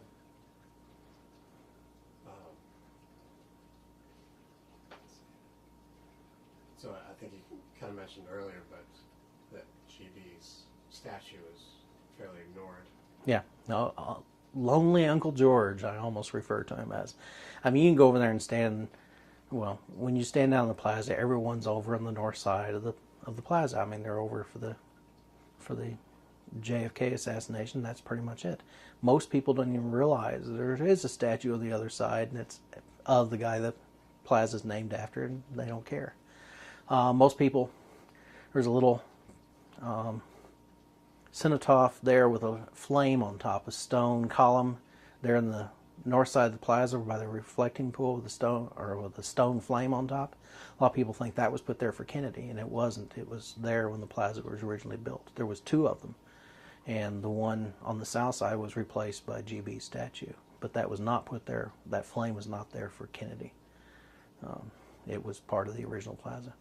But most people go down there, they don't know it's the birthplace of Dallas. They don't know that John Neely Bryan actually lived right there. They don't know that Sarah and Alexander Cockrell, who took over Dallas or bought Dallas from John Neely Bryan at one time, lived there as well. They don't know what G.B. Dealey did and why the plaza is named after him. They don't, frankly, care. So, yeah, again, it's a double-edged sword. It's kind of a shame in some ways, but in other ways, it brings in more crowd than it would have if it was just G.B. Dealey and the Cockrells and the Hortons. So I guess it's a double-edged kind of thing. How do you feel now just going down there? I mean, does it still have any effect on you? It still has a little bit of effect on me. I don't feel the spookiness and the sadness and stuff as much anymore because I know so much more about the plaza. You know, I know what buildings were there. I know that there was a cafe there right about where the statue of G.B. Dealey was, where Bonnie Parker, Bonnie and Clyde, probably worked. And used to serve Bill Decker, the sheriff, you know, as a waitress in that cafe. You know, I know things like that. So it doesn't have the mystery for me that it might have for a lot of the people, and I don't feel the awe. It is interesting when I go down there for tours and show people that. The first reaction is always, I can't believe how small it is. And of course that lends itself to how easy it would be to shoot someone in that plaza as well. But it doesn't have quite the awe and respect that it used to. It doesn't have the mystery to it that it used to. But I still feel it to some degree. You know? I mean, anytime a president has been killed somewhere, you can feel a little bit of that and sadness of it and stuff. Still give you any feelings as far as having your family name? Well, I mean, there's a mixed feeling there. There's a little bit of pride of knowing that it's named after your family, but the same token, it's kind of a black eye on the family too. So it's kind of a plaza is the black sheep of the family. You know, that's kind of weird. But so there's a little bit of that feeling there, but you get over it. Yeah, both ways. You know, ego in one way that's named after your last name. Well, you know, big deal. There's a lot of plazas. You know, all the Ford Theater is named after a Ford somewhere, but which Ford? Who knows? I didn't have much to do with what the actual. None of my immediate family had a whole lot to do with why the plaza's named, so it's no big deal. But you mentioned the Conspiracy Museum. Mm-hmm. You talked a little bit about the creation of that. The Conspiracy Museum was an outgrowth in the old Daltex building, and that stands for Dallas Textile, and it's the one there at 501 Elm. There used to be a JFK museum in there, and that JFK museum was also was long before it predated the sixth floor exhibit. It was back in the 70s, and they ended up shutting down, and it was a museum for JFK back then, and it was both official and conspiracy. And it shut down, and I think even some of their exhibits were stored in the bottom of the Texas School Book Depository in the basement. And when that building had a fire, a lot of them were destroyed with water. You can get more information on that from Gary Mack and some of those people. And I think the Conspiracy Museum kind of grew from that. I think the owner of the old JFK Museum, his name was Tom, I can't think of his last name right now, is the one who owns the Conspiracy Museum. I also know John Nagel, who works over in the Conspiracy Museum, and he used to give tours of Dealey Plaza. And I've heard him make the statement that GB gave Dealey Plaza the city under the condition it didn't change and always stayed a public park, which is completely wrong because GB Dealey never owned the land in the plaza itself. And John is still over there, and him I know fairly well as well. And he's since changed his tour. He gives little tours too, and he's changed all that ownership stuff. But the Conspiracy Museum gives a counterpoint. John Nagel used to complain that we'd never come over and visit him whenever all the assassination researchers have their conferences once a year. And I kind of laughed at him and said, well, you know, John, in all fairness, when it comes to Kennedy assassination, I got just as many books as you do. I mean, the Conspiracy Museum has a few more paintings on their walls. I didn't paint my wall, but you know, I've got as much materials here as you do over here on the JFK assassination, and most of the researchers in their own houses have so many materials anyway. Why would they pay to come into your museum? Now, I always go in and say hello to him, but it serves its point. It gives a counterpoint to the sixth floor exhibit, and on weekdays, that's about the only thing down there for counterpoint. I mean, there's still a few people selling newspapers, but it has its purpose.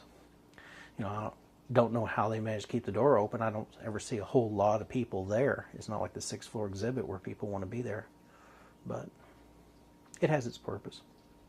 Do you recommend people to go there? Yes. I mean, if you're going to see the sixth floor exhibit, you should go over to the Conspiracy Museum as well. The sixth floor exhibit has a lot more of remembering Kennedy the man, It talks about the assassination from the official government viewpoint. The Conspiracy Museum will talk about the conspiracy of the assassination and all the theories and the rest of it. And it puts in a good counterpoint. I mean, if you want to see both sides of the story, definitely go into it.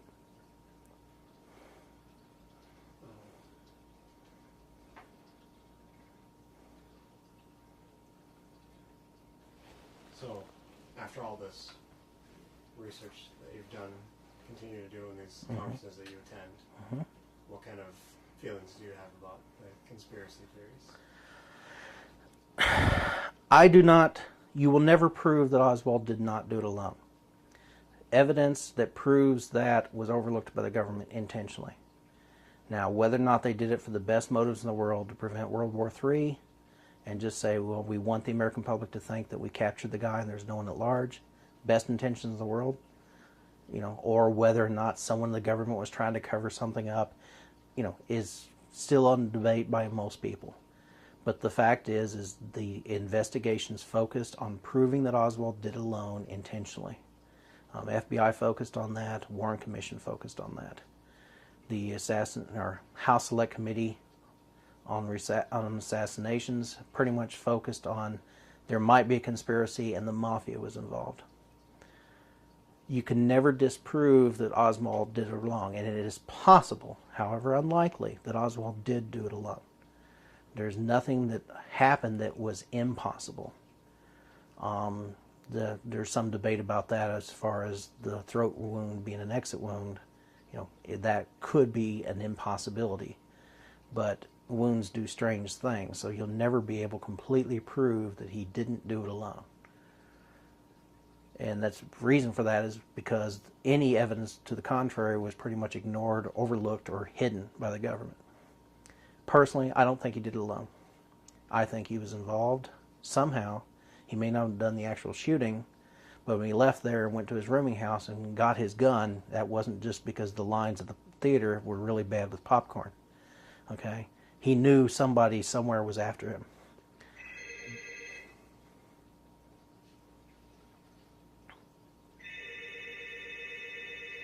It's probably my wife just seeing if we're about done yet.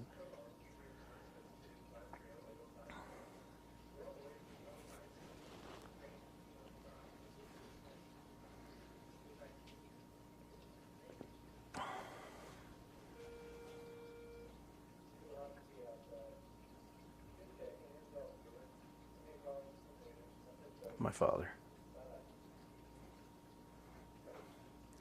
So you would never be able to prove that Oswald didn't do it, and never be able to prove that Oswald didn't do it.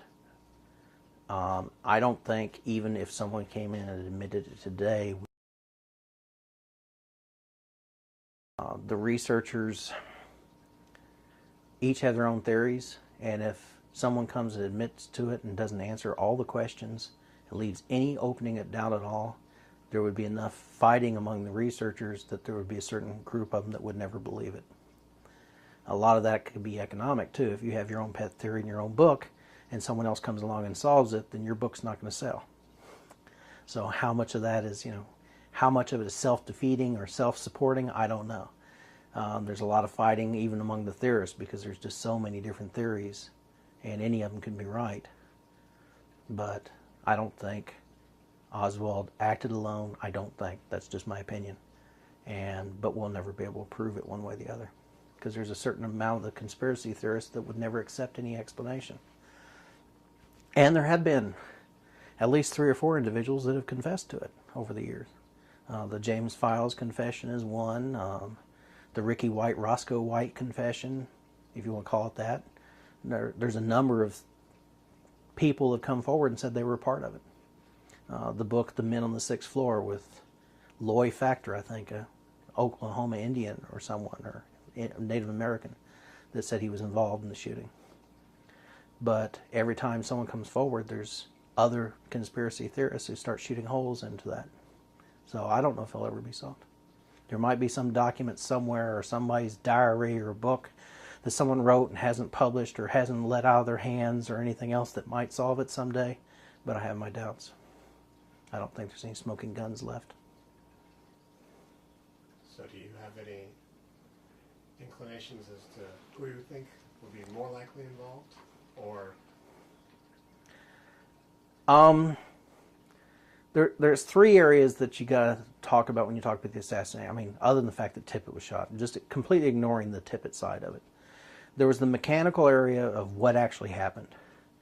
There was the cover-up by the government, whether in, because they were involved or because they just wanted to protect the Americans or whatever.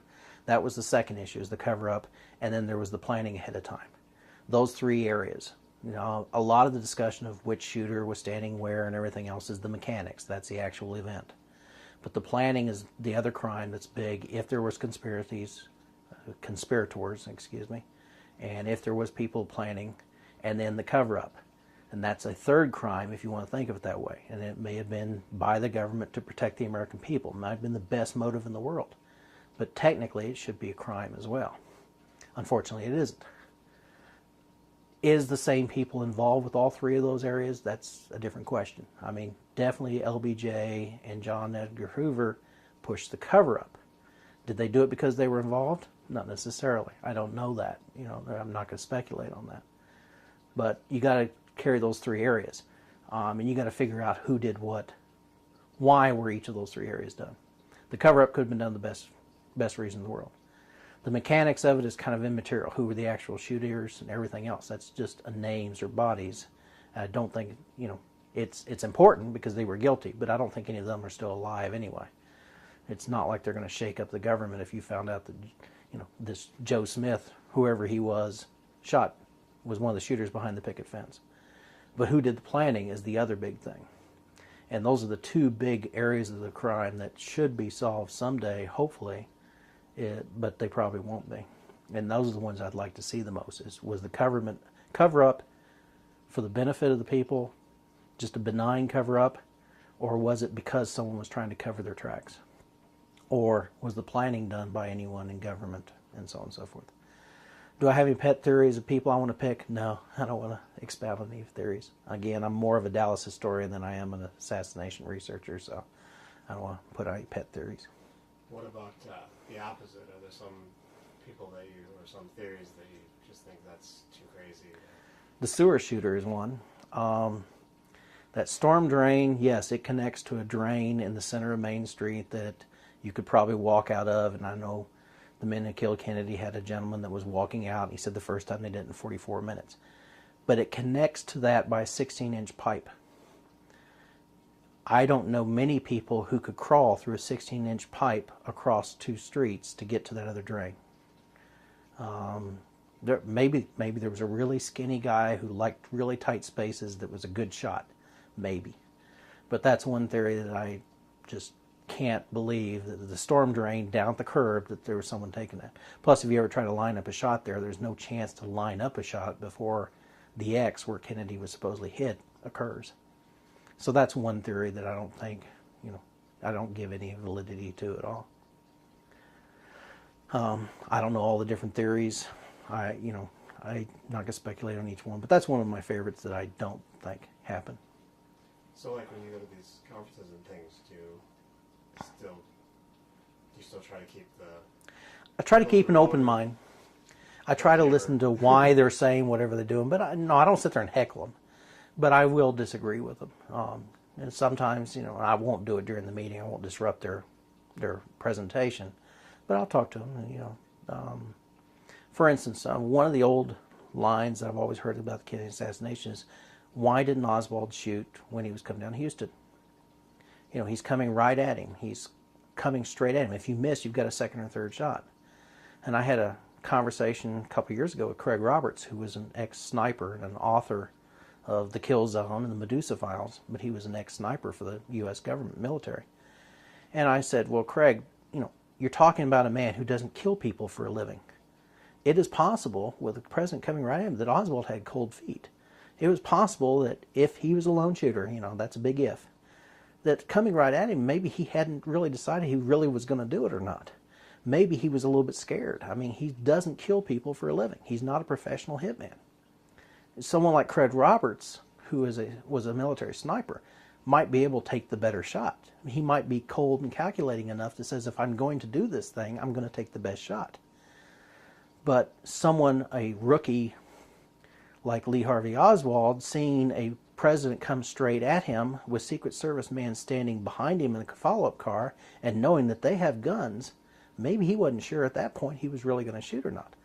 Maybe it was after they turned the corner that Oswald said, hey, this is my last chance. I'm either going to do this or not.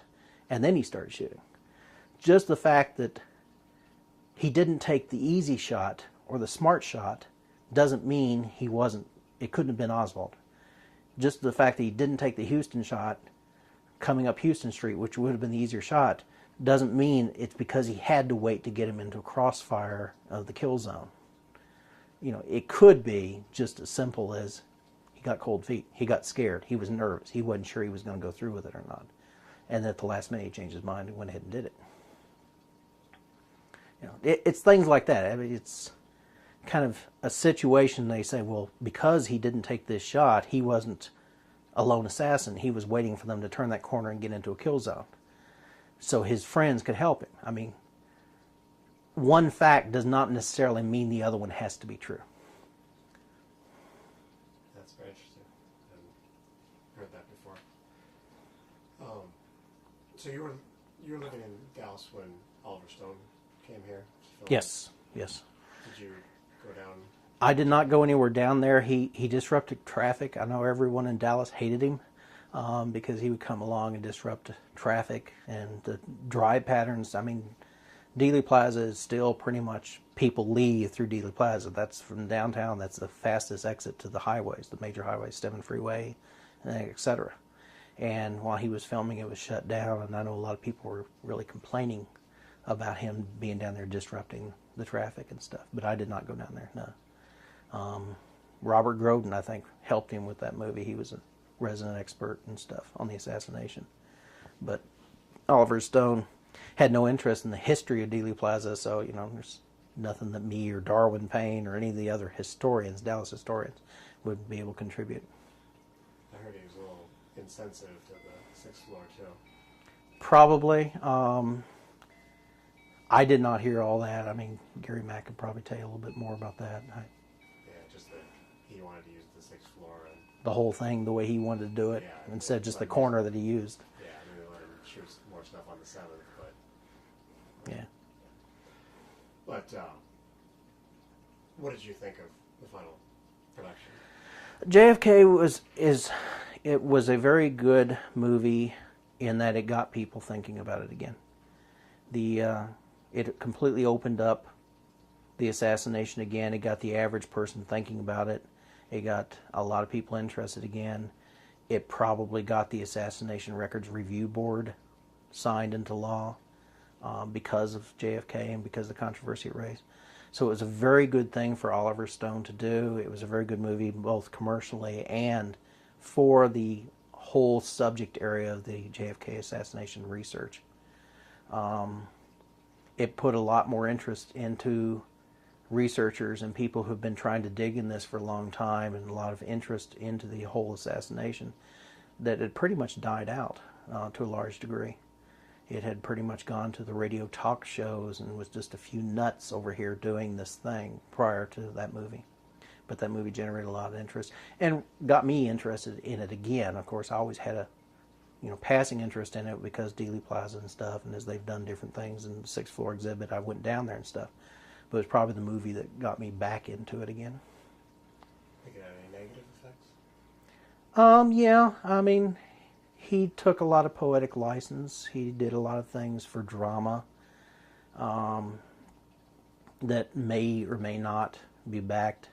I mean, the whole Mr. X or Colonel X or Colonel Y or whatever it was, that whole character didn't exist. It wasn't real. Did not actually happen with Jim Garrison. That was all a figment of Hollywood. That was kind of a composition of a lot of the different theories. And it was based on a real person, a real researcher. But it was not based on someone who talked to Jim Garrison at that time.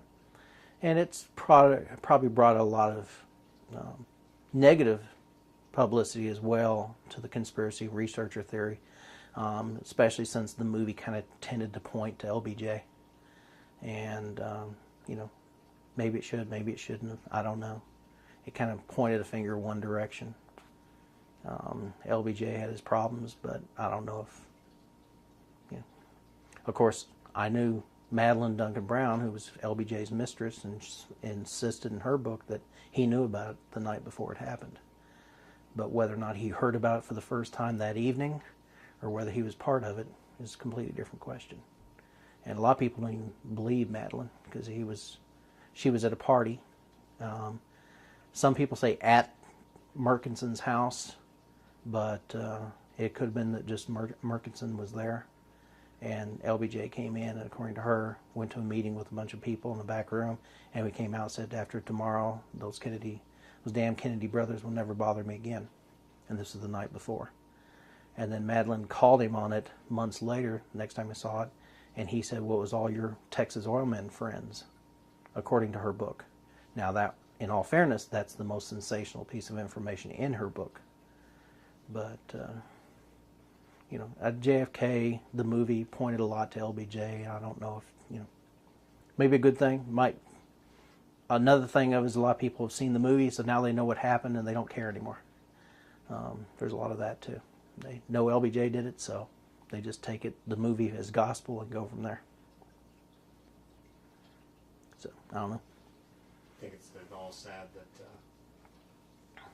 that the one president who died here kind of overshadows the presidents who are from here.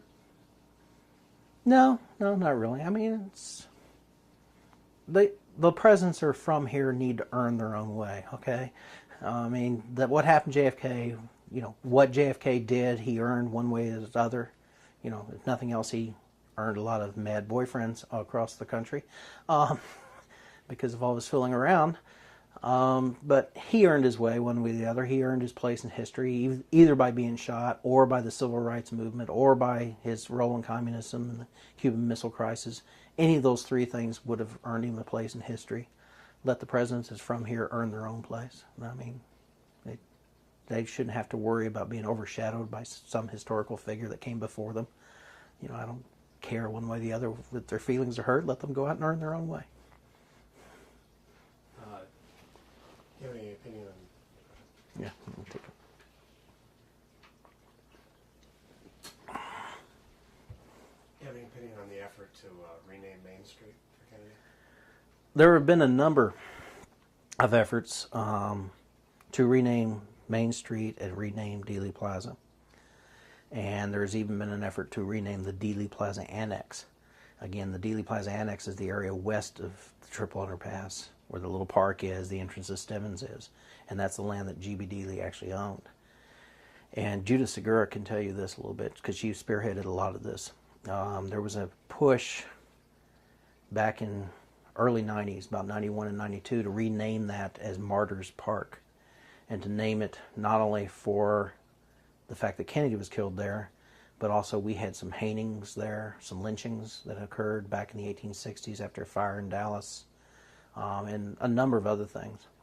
And they sought permission from the Dealey family to rename that, and the Dealey family, Judith Segura, went and talked to the Dealey family, the people that are still around the Dealey family, that had some influence on that, and they didn't mind at all. But for some reason it fell through. They shouldn't rename Main Street because there's a lot of Dallas history that has nothing to do with Kennedy. And Main Street is Main Street. It should stay Main Street. They shouldn't rename Dealey Plaza because it was named after G.B. Dealey, and it was, you know, in honor of the things he did, positive things, and we shouldn't rename it Kennedy Plaza or anything like that. My opinion. And what do you think the future holds for Dealey Plaza? Do you think the interest is going to continue? Yes. This is the 40th anniversary. There's going to be a lot going on this year. Like I said, there's been some tours already that I've conducted. I know other people conducted it. There's a couple of individuals I know that do tours on a regular basis. There's going to be a lot of interest this year in that because it's the 40th anniversary. The JFK movie and the 30th anniversary is the last big interest, but there's going to be a lot of activity there this year. Dealey Plaza should just maintain as a historic site, just like Ford's Theater, just like, you know, any other place where a major event has happened, just like Gettysburg. It should remain the way it is. It's been practically unchanged since the assassination. I mean, there's been a couple trees added, there's been a couple flagpoles, some lamp posts moved, but it's pretty much the way it's always been, and it should stay that way. And hopefully we won't go change it or get rid of it. Do you think even when everybody's gone who remembers the event, that it'll continue to have a captivating power? It still has a captivating power. I mean, people, high school students that had no idea who Kennedy was are still very interested in it. Because of the controversy, because of the events, any historical event. I mean, look at Gettysburg years and years later and so on and so forth. People will still be interested in it. So, you know, it's not going to just fade into memory any more than any of the old national parks and battlegrounds and Ford's Theater and anything else has faded into memory. And, you know, that's 140 years ago that Ford's Theater happened. So, yeah, it's going to stick around for a while. And hopefully the city of Dallas will maintain it and keep it up and keep it open to the public and let it stand as a historical significance that it is. Is there anything you can think of that I've kind of missed? Or No, not really. maybe just the one thing you just mentioned about the hangings that happened in that area. What were those? Dealey Plaza, the courthouse, Old Red Courthouse there, which was built in 1895, that area, 1890 I think, has always been the courthouse of Dallas. It's been pretty much this, John Dealey Bryan owned that land, and he donated it when Dallas became a state in 1845 under the condition that it always remain a courthouse. And they're renovating it now, and they're going to keep a courtroom in it. The story goes that the Bryan family could take it back if there isn't a courtroom in it, but I don't know if that's valid or not. There's been talk about it. But Dealey Plaza continues. Where was I going with this? What was your question? Sorry. Hangings. The hangings, okay. Dealey Plaza was always a courthouse in 1860 before the Civil War. It was a 102-degree day, and I think it was July 13th. I could be wrong on the date, but it was in July or August. It was like 102 degrees outside. And there was a fire that started supposedly in some wood shavings in the W.W. Peak drugstore right on the west side of Courthouse Square, which would be about where Old Red is today. And it burned 25 area of downtown businesses, most of downtown Dallas. It was a large fire. And they had a committee 2 weeks afterwards that blamed it on the slaves. Now you gotta remember, this is 1860. It was right before secession from the Union. And Dallas has always been about 25% black. And even back then, they did the slaves. And they blamed it on 3 slaves. And I don't remember their names right now. And those slaves were taken down to the end of Elm Street by a tree right by the river and hung. And I think there was also some Iowa preachers in town, which they said were abolitionist preachers, and they incited the riot and incited the slaves to do it. And they pretty much drove them out of town. I think there was talk about tar and feathers, but whether that actually happened, I don't know. But they drove them out of town. That same day, there was a fire in Denton. There was a fire in about 3 other towns and cities across Texas, North Texas. Denton being one of them, or an attempt at a fire. Now again, it was 102 degrees or hotter, so you know the fire could have started from natural causes too. But there was a lynching based on that. And there have been a number of lynchings in Dallas and the history of Dallas, and a lot of things have happened around the courthouse, which is right where Dealey Plaza is today. And in the river bottom, again, the river used to be just on the other side of the Triple Underpass. So the river bottom was a very common area for a lot of things to happen. A lot of things with the Ku Klux Klan happened in the river bottoms in that area. There was supposed to be, I think, some 37 definite events happened where someone was beaten or whipped or something down in that area. So there's a lot of history involved in Dealey Plaza. I think Alexander Cockrell, one of the people that bought Dallas in 1853 from John Dealey Bryan for $7,000, bought his remaining lots, was shot by a town marshal right there by Dealey Plaza, down where Commerce Street, where the terminal annex is, the postal terminal annex is today. There was some dispute between him and the new city marshal. The city marshal happened to owe him money, and there was some dispute about that or something else, and he ended up shooting Alexander Cockrell 8 times in the stomach and killing him. I don't know if it was an old-fashioned gunfight or what the debate was about, but there's a lot of history in Dealey Plaza that has nothing to do with Kennedy. And, like I said, it's a two-edged sword. Most people come here for Kennedy, but if they can learn some of that other history while they're here, it's worth it, I think. I think it's kind of a shame that some place historic like Dealey Plaza has to be remembered for JFK being shot, but the same token, it brings the people into the gates. So there's a chance for them to learn something about Dallas history and a little bit about Dallas as well. Thank you very much. If Sure you'd thing. like to hold your book for a second and maybe incorporate. See if we Sure. And like I said, this is kind of a combination of where the history of Dallas, the history of Dealey Plaza, the history of G.B. Dealey, and the history of the Dallas Morning News intersect. And it was written for the assassination research community, which I thought needed some historical background and context as well. So. All right. Thank you. If you Sure. don't mind, I'll put it back on the shelf. I'll just take some shots of the Okay. shelf. Get unwired here.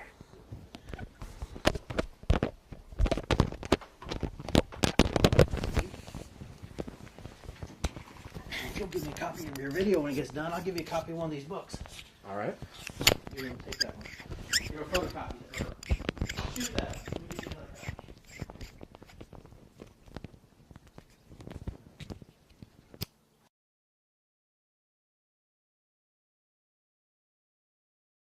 Or Joe Dealey, we didn't pretty much associate with that side of the family at all.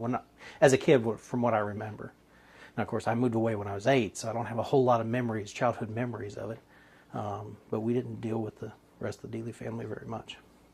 So did you even have much, did you only have a negative impression of GB when you grew up? Or did you I didn't even know, GB was dead before I was born. Right. But just from what you heard, was it all just negative or was it not even really? I knew they owned a newspaper. I knew they were the rich side of the family. That's all I knew. Okay, I didn't know much about Ted, who was still alive. Of course, he was alive in '63 when Kennedy was here. And I didn't know anything about Joe, and he was Ted's son, and he was also running the paper. And then Joe Jr. later became the spokesman out at DFW Airport until a few years ago. But I didn't know any of them. I didn't know. We didn't have many family reunions. The Dealeys don't get together very much. So I didn't have much of an impression of them at all as a child. Did you ever go down to Dealey Plaza when you were a child? We drove through it back before Central Expressway was really a highway that went all the way to Interstate 45 and kept on going south. We would always go over to visit my aunt, which is over in Grand Prairie, and so we would always go down Central Expressway till it unloaded us into downtown. Then we would drive down through Maine or Commerce or out and go out and take the old Dallas-Fort Worth Tollway, which is I-30 today. So we would drive through it, but we never stopped. Dealey Plaza never lent itself, because of all the cars and stuff, to a lot of pedestrian traffic. Back before Kennedy was shot, you didn't see a whole lot of pedestrians in Dealey Plaza. There wasn't much benches or anything like that. There were a few, but people didn't really. You would think downtown Dallas, occasionally someone would get out and maybe eat their lunch there, or brown bag, and carry their lunch over the park and sit there and eat. But since it was kind of a motor park, there wasn't a whole lot of activities going on there. Probably what they're going to do with the Trinity River too, if they end up putting roads and stuff down both sides of it. But people didn't, too much traffic, they didn't want to go down to that area too much. I just wondering, if you acknowledged that you were driving through Dealey Plaza at all. Oh yeah, I drive, as a kid, I remember going through it and having the statue of G.B. Dealey pointed out to me. That was erected in '48, so it was around from the time I was born. So anytime we drive through it, they'd say, there's the statue. My grandfather always said he wanted to sneak up there one night and put a hat on GB because he's standing out there bald-headed and, completely exposed to the weather, so he always wanted to sneak by and put a hat. But, yeah, I don't have much memory of it, other than driving through Dealey Plaza and seeing the statue there, knowing that I'm related to him somehow. And, until 63, and then suddenly, great interest in it. But go ahead. well, now that you've researched more on G.B. Dealey, what is your impression of him? G.B. Dealey was a good guy. He did a lot for the city of Dallas. He started SMU. He started some of the hospitals. He promoted city planning more than anybody has ever promoted, a lot of things. He was very forward thinking. He did a lot of really good things for the city. It's appropriate that the plaza was named for him. And it was named for him while he was still alive. It was named when it was... How many Dealeys came over from England? The mother and father, George Dealey Sr., and then the mother, Mary Dealey, and then there was 4 brothers and 4 sisters that came over. And they came over in 1870 and landed in Galveston, Texas. And they were on a sailing bark. They actually built a little lean-to structure on the deck of a sailing ship. The bark was named the Herbert, and they came over that way from London to Galveston. George Dealey was a master bootmaker in Liverpool and the Manchester, Liverpool area of England. And he got into some kind of financial trouble, made some loans and everything else, and it all went badly for him, so he managed to borrow enough money to come to the United States. And so they came over in 1870.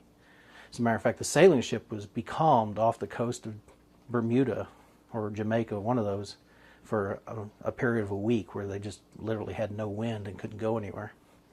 So, but there was a good crowd of them. And like I said, one of the daughters died the first year she was there, but the other 7 kids lived on for many years.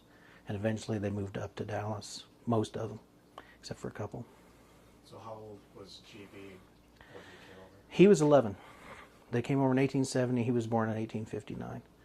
And then my grandfather was 4 years younger than him, so he was 7 when it happened. And he started with the Galveston News as a office boy, mail clerk, when he was 15 years old. Thomas William, his oldest brother, had gotten a job with the Galveston News and started G.B. Dealey there. And like I said, G.B. Dealey was with the newspapers, both of them, and eventually owned them for 64 years of his life. And so Dealey Plaza was named after him. So he was always self-taught? Yes, he finished high school, but he never went to college. James Quayle, like I said, he was a professor and he ended up going to college, but G.B. Dealey never went to college. He went to night school for a little while in Galveston. And then later in Dallas, he may have done something, but I think he was pretty much busy running the newspaper, so he was self-taught.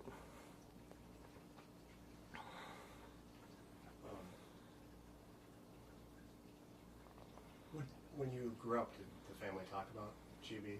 much in family history? No, actually, my grandfather, there was an incident once where one of the Dealey cousins, there was 38 cousins in that next generation below G.B. Dealey, nieces and nephews and stuff. And one of the cousins got into trouble with the law, did some Halloween pranks or something like that. And my grandfather went in and saw G.B. Dealey and said, don't publish his name. It's a first-time offense and everything else. And G.B. Dealey said he couldn't play any favoritism, and he went ahead and published the name anyway. And my grandfather got mad at G.B., and the two of them never spoke for the rest of G.B.'s life. Now, this happened probably early 30s, or late 30s, early 40s. And so my grandfather never even talked to G.B. from that day forward. So we didn't have much to do with that side of the family at all. My grandfather later moved to California at about 60, and we didn't associate with Ted Dealey, which was G.B.'s son that took over the paper when G.B. died in 1946. And we didn't speak to Ted Dealey.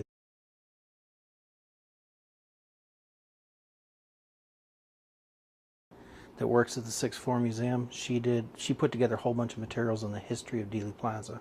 Yeah, they gave me those materials. I forgot who it was. Yeah, Arlinda Abbott was the one who did it. I've got a copy of the materials in there myself because her and Gary Mack were helping me a little bit with my book. So when it comes to the history of the plaza, Gary will probably bring her in. She did a lot of research to put that exhibit together.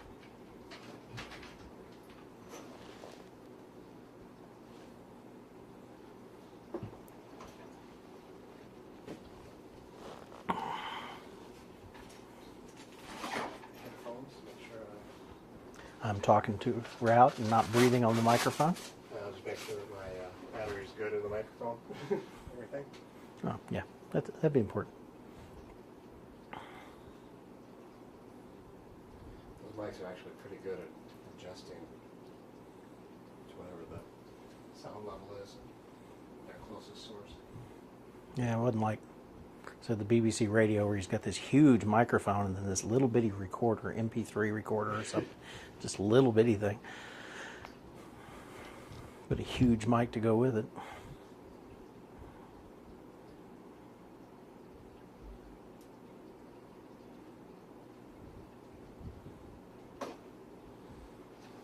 Okay, if you can just Talk normal, whatever my normal voice is. yeah. Okay. That's fine. That's about it. Unless I get excited and start screaming, you know. Right, if I ask the right questions.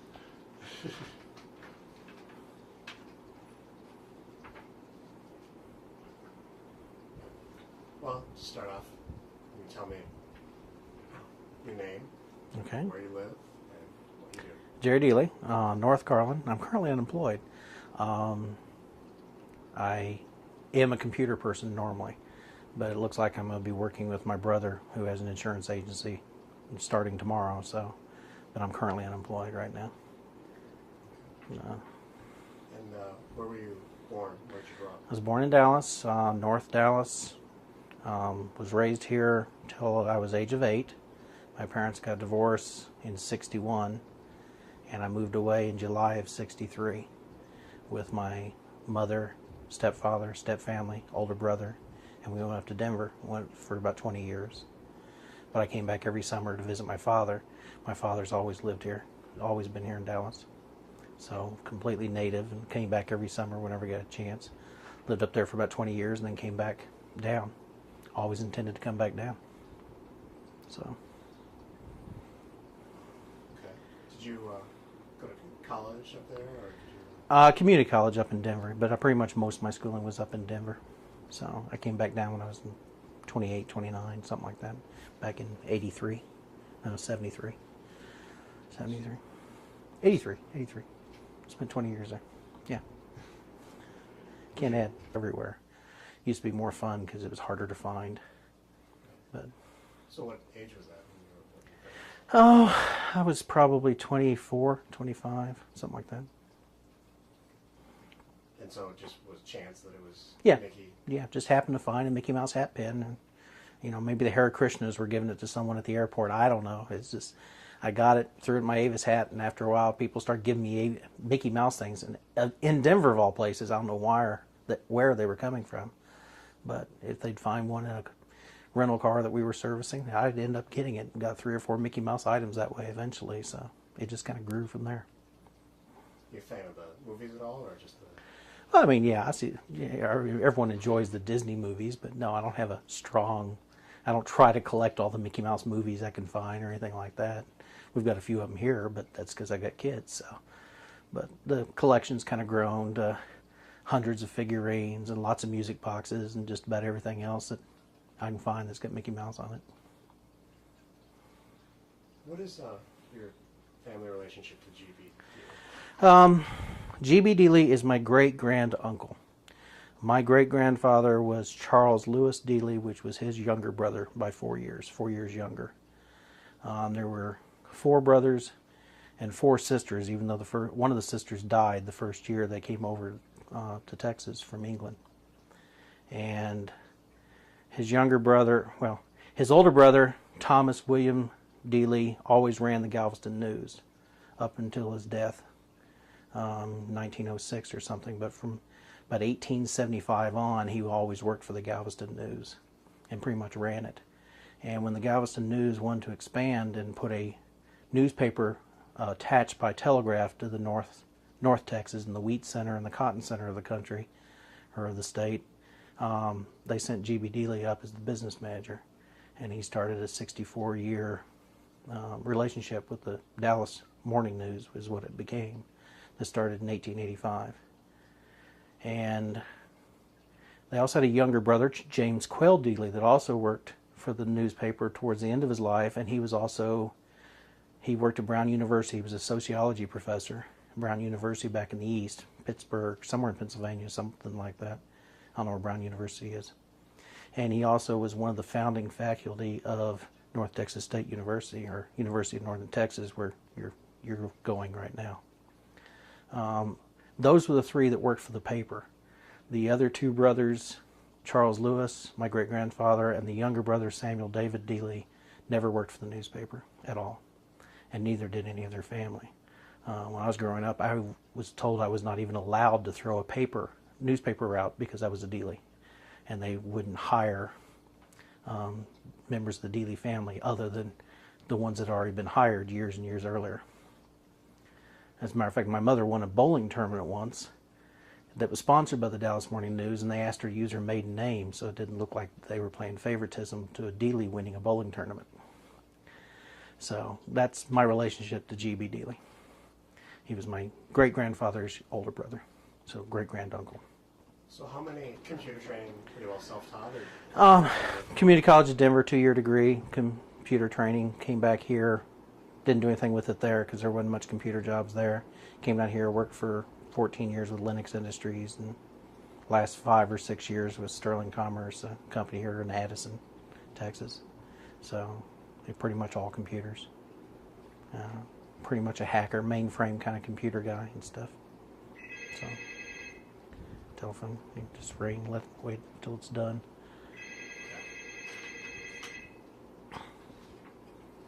Go to the answering machine.